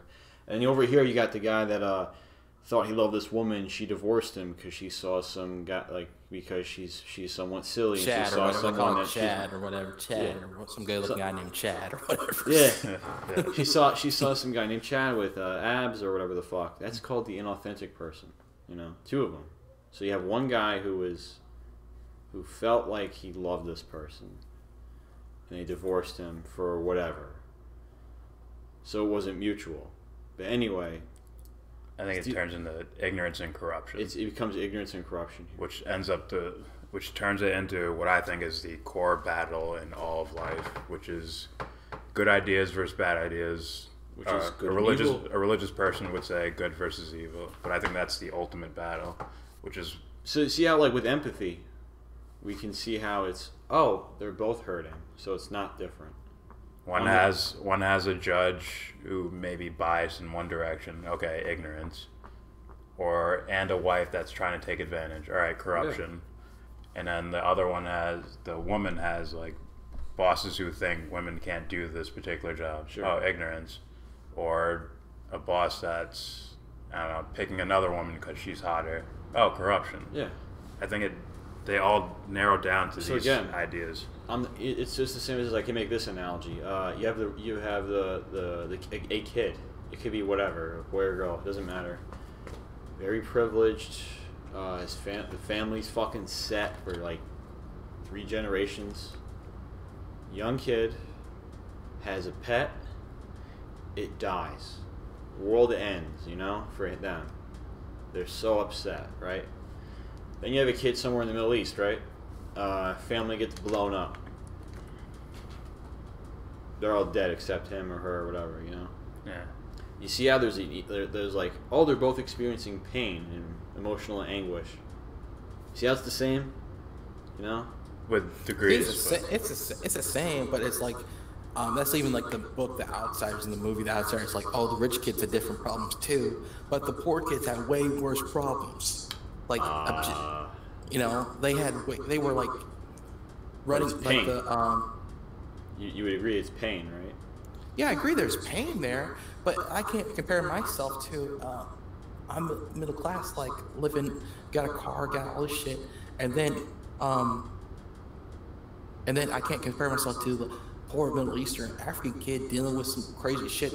They were running from UN soldiers trying to rape them and shit, or trying to run from people trying to kill them with guns and shit. So it's like different situation. Like, you have problems. Like, yeah, you have anguish if you're dealing with a minor situation. Sure, but it's not as grandiose as some type of war-torn country or some shit going on. No, I understand. Crazy shit going on. Yeah, those are the things on the surface, right? Now you could obviously select from like, all right, we could just take a step back. It's like, all right, that's like crazy, But if we look at it in a way, like existentially, if I could say that, you can see how you're both experiencing, if not subject to, ignorance and corruption. You know what I mean? So it's the same thing. Just it could be like different outcomes. And it takes you into different arenas to where, let's say, if I'm just focusing on ignorance and corruption, that takes me into whatever government policy or this other thing I would have never looked at if I just stuck to my own, group. You see? Mm-hmm, right. So that's all I mean. That's why I'm not really. I don't really advocate for like. So you're saying that the identity politics of it limits what you can fix in the world because you're saying men, or you're saying men versus and like I definitely can see it in the fact like that you shouldn't be like like the Ibmore shit, like it's only black men deal with this type of shit, like drugs and shit, but then we should be like only black men deal with that. We can't ally with white men to deal with the same shit. It limits what the individual, as far as I would say, what the individual is capable of if they limit themselves with collectivism. You follow me? Mm-hmm. Right. Yeah, I understand. Yeah, you're collectivizing to. You're collectivizing only dealing with this limited issue. Maybe you broaden, but at the same time, I do say like, it doesn't mean that because you're MGTOW doesn't mean you can't understand empathize with another person's plight. You're just dealing with this is for my own survival. I have to adapt to this situation and be a MGTOW because I'm not going to be for the word MGTOW are willing to date but not get married, and the monks and shit don't want to do with women at all. They can't. If you're living in a cabin in the woods somewhere, you're level 5 MGTOW, you're never going to have to deal with even that. It's like some crazy that might be worse than all of that's like the monk stuff. It's like I've been like, to me it sounds like I've been hurt, I'm leaving. It's like I've been hurt, I'm chopping my dick off. It's like the whole thing. They've been hurt, but that prevents. What's it called? The eunuch? It prevents them from being hurt again, though. If they're living in the woods and they're happy living in the woods, they want to do that.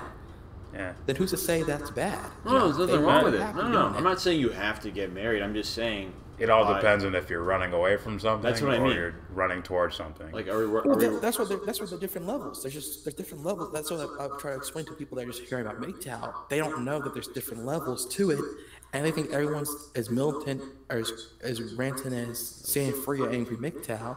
They don't know there's different guys that are just calm and chill like me, and there's guys that are full-on monk like Traversible or whoever. Yeah. You know, he's a divorced dad that goes full monk. Now it was easy for him because he's 65 years old. Of course, he can just say like, "I can swear off women again." He showed his face. He's a big guy he's a guy with a gray beard, or the guy that's a warhorse. He's an ex-biker. Yeah. Of course, he can just go monk. He's like 70 years old, and he just rides his bike around. Florida, and he's from he shows his identity. He's from Florida, and he just rides his motorbike all the time. So there's nothing wrong with that. I'm not questioning like whether this person's like good or whatever. What I mean is, that's cool. You did explain that in the beginning. It's the part where I always wonder is like, what happens if they ever find that one person in whatever part of life? So. Oh, but it's like that's like man saying like, oh man, you should play lottery because there is a 1,000,000% I mean, it's still like we always say in MGTOW, like finding a unicorn is like playing a lottery because it's like it's very unlikely, man, that you can find a woman that's in this. It's like you can see in the fact, the culture makes women worse. So the culture makes women they only be their own little Kim Kardashians, want to marry a rich guy. Okay, well, they're inauthentic. I don't mean like physically, and that's not everybody. I mean like, why any of this? They probably couldn't tell me. So what I mean is this: not actively looking for someone. I mean, letting it happen. Well, to know if you like anything, you have to know yourself. Yeah, but he ain't through and through. A guy like Warhorse, he's he's a Navy vet or whatever. He was like the Navy or Air Force or some shit.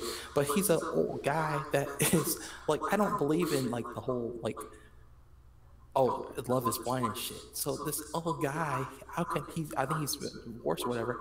He's not gonna have it for him. And the younger guy, if he's good looking, then he'll have women that be like, oh, I want to date you, let's meet up. But it's like, it's not love. It's just I can name you a guy that to get what they want. She wants to have sex with an attractive guy with money. So it's like, there's some guys out there that have that but don't have happiness, I would say. Well, I'll put that in the probability category again, yeah. Because once again, like when I was saying conditioned people, I apply that to like a large percentage of the planet. Just being honest, I think a lot of people are stuck in a certain mindset from environment or whatever. I totally agree with that. Yeah, people are conditioned. I mean, just watching TV alone, all the shit are. TV and the culture. Period. I mean, TV, Netflix, YouTube, all that shit. Watching the news, TV, Netflix, all the shit conditions you to think a certain way. So.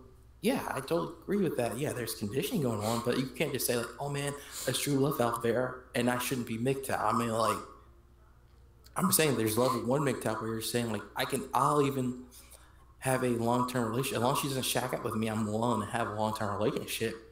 It's just I don't know. I know that I'm never gonna get married because even Tom Leykis started saying back 15 years ago, "What's the benefit of marriage for a man?" So I don't see the benefit for a man to get married anyway.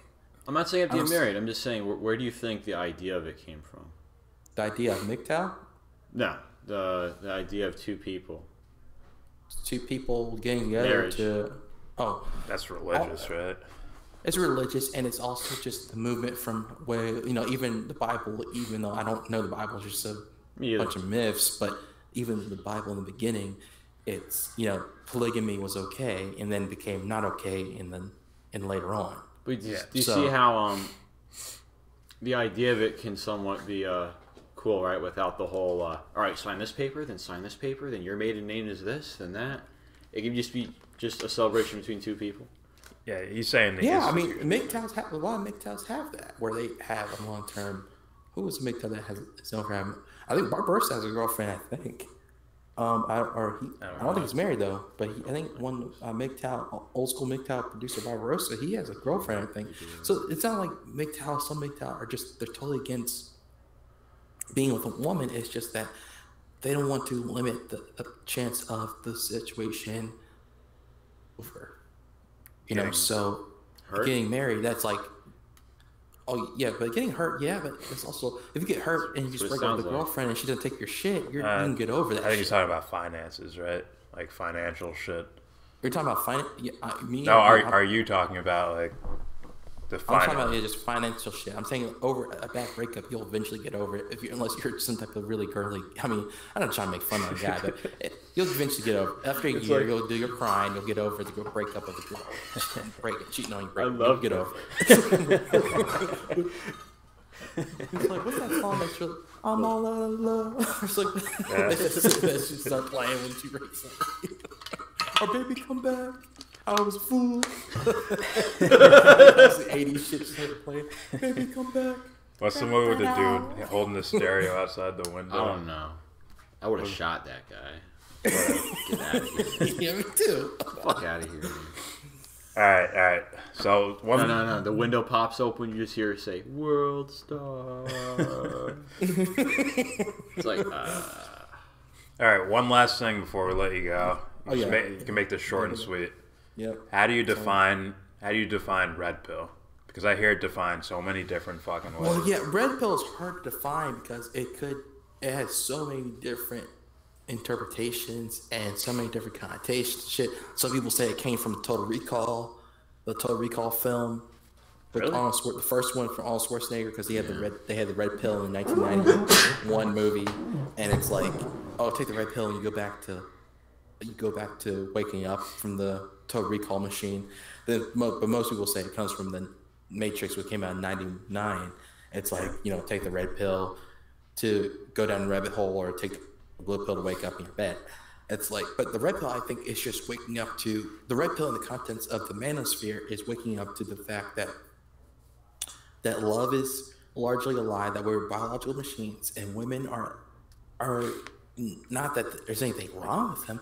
They are the way they are, but they're in it for they're there to have babies and to absorb resources. Love is just an illusion, a biological reaction. When you meet a chick that's attracted to you and you're attracted to her, you tell yourself that you love her, but it's just waking up to the fact that women are biological machines. You're a biological machine that's designed to reproduce. There is no love there, and you have to protect yourself in a modern society where there's divorce laws and there's rape laws and all this shit going on. That's all the red pill means to me. So I only can define the red pill for me because it's such a broad term.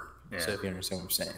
Yeah, I got some people have different, you ask different MGTOW on different day, you get different answer. You have ask a POA what red pill is. You could be like, oh, marriage is bullshit, but we can take a red pill and hack the system to get a bunch of slaves, a bunch of chicks, like we're a porn star. It's like, okay, that's a different, red pill definition. I'm not putting words in their mouth, but average PUA, Roosh V, or whoever, average PUA is going to say that type of shit. So, yeah, I already understood that there was going to be different definitions. That's why I asked you. We did some videos on it. Yeah. Yeah, that's great. Yeah, it's cool that because it's a broad thing because it comes from a movie or a book or even some people say it came from Isaac Armanoff was the guy name. He wrote a book where it had the red pill in it. But it's a deep rabbit hole but basically red pill to manosphere, because there's also red pill to the red pill is the government is not my friend and they're actually they're just there to control my life. There's a red pill, that's also the truther community. The red pill is the government is not my friend, type of shit. So there's different red pill to different shit. Yes. That's all it is to me. Yeah, I got you. But the red pill to the manosphere is just that. Women were biological machines. There is no love. And marriage is just an institution to give women resources. So I disagree strongly, but I understand what you're saying. Okay, before you go, just tell me, where do you disagree? I don't see how you can disagree with that. As a man, how does it not just want to give heterosexual marriage, not going to gay shit, but heterosexual marriage, how is it not just an institution to give women resources? Because there's women that are more successful than men that enter marriages. But it's rare that still even Angelina Jolie and Brad Pitt, I think, they earn about the same. They have the same amount of money almost, but I think she won and got paid. I think. Yeah, but they're both rich. That's like conditioning bias right there, right? You always give the woman more because she has the kids and all that. as two guys, and we're probably don't, and you're probably not rich yet. So as a guy right now, so if you met a chick and she looked like whatever you're into, she looked like freaking whatever celebrity, Scarlett Johansson, whatever. She looks great. All right. She's perfect personality. She likes all the shit you like. She likes to watch football. She likes to play Halo, all that shit. So whatever shit y'all like to do. Yeah. So she's perfect and shit. Would you get?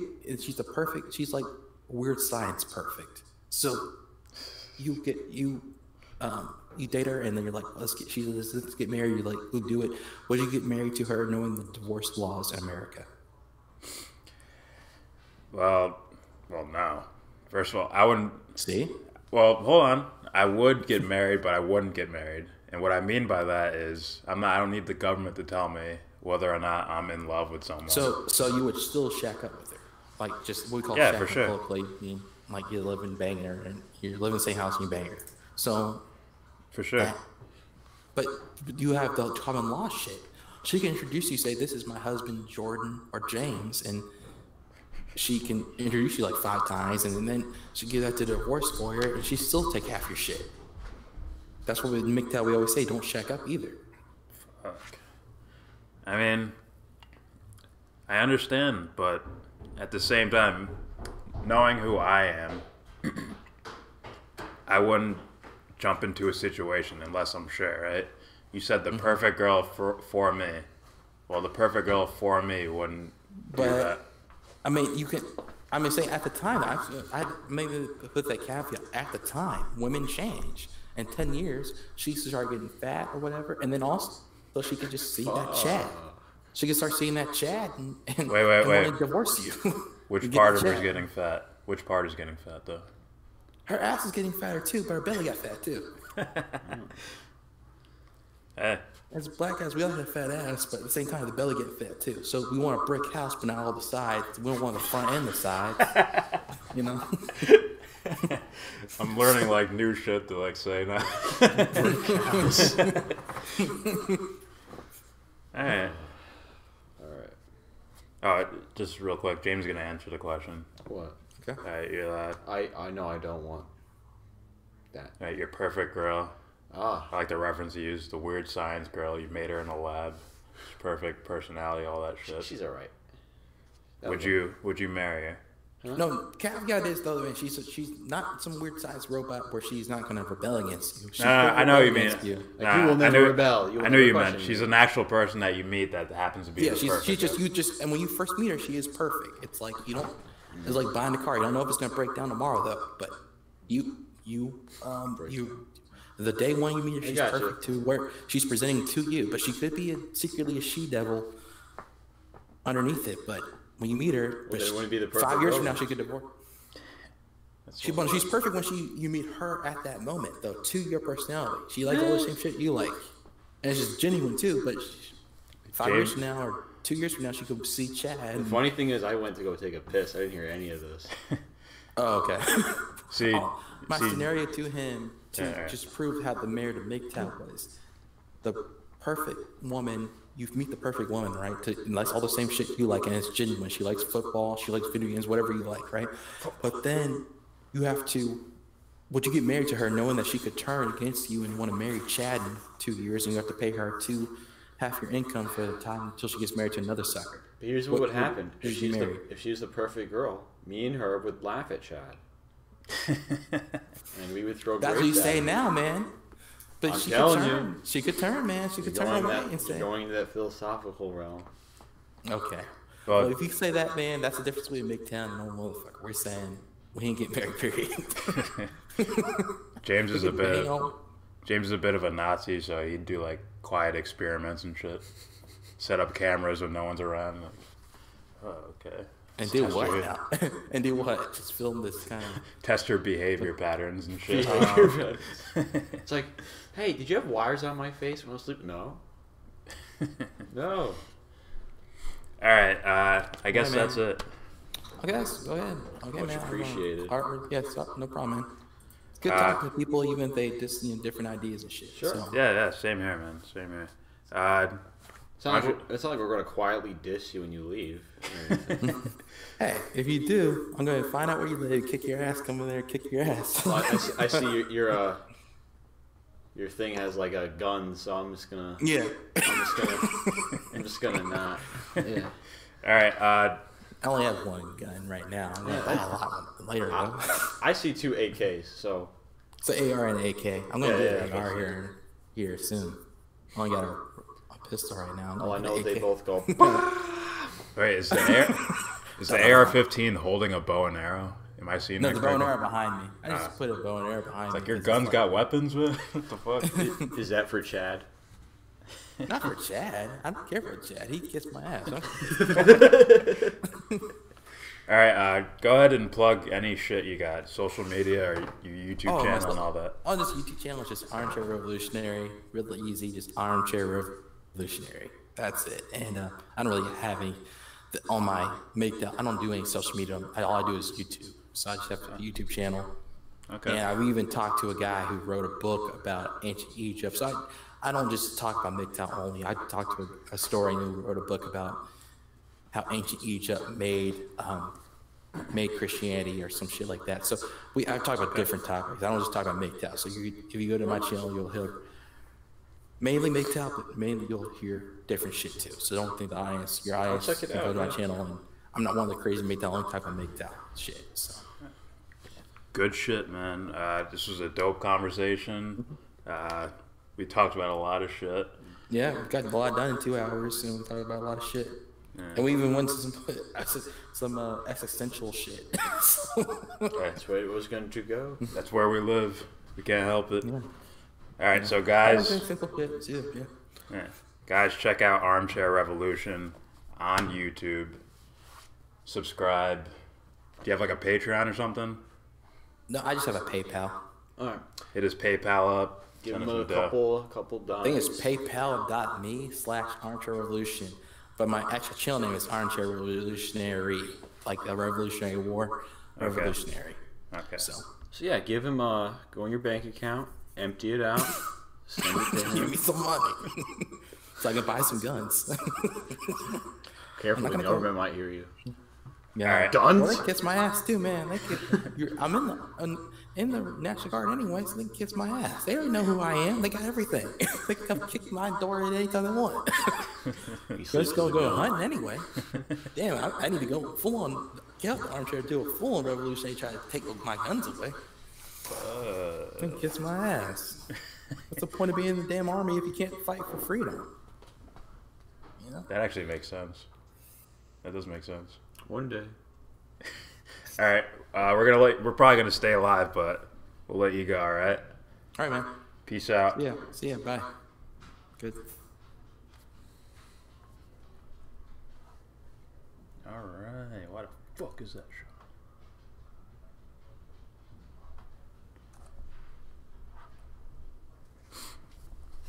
So, what'd you guys think? Well, they're having mainly 2 people. They're having the shit out of each other. a war. Yeah. Let me. Look at this. What? This dude is full of BS. It's like, fuck. That's like right. Who is she talking about? Armchair or? I don't know. Or the she was disagreeing ABA with guy. She was disagreeing with him, so I would assume. These guys are going savage on each other. She asked us this. People are people. Each has their own strengths and weaknesses. Each is an individual. I don't get the point.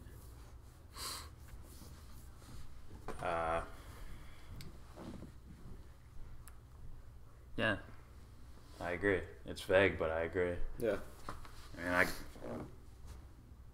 I could probably go into details with all that We crap, probably already answered it, to be fair. Yeah, but no one wants to hear that shit. All right. Oh, fuck. That is it. We are finished. We are done for. The world is ending. But before the world ends, subscribe. Leave a comment.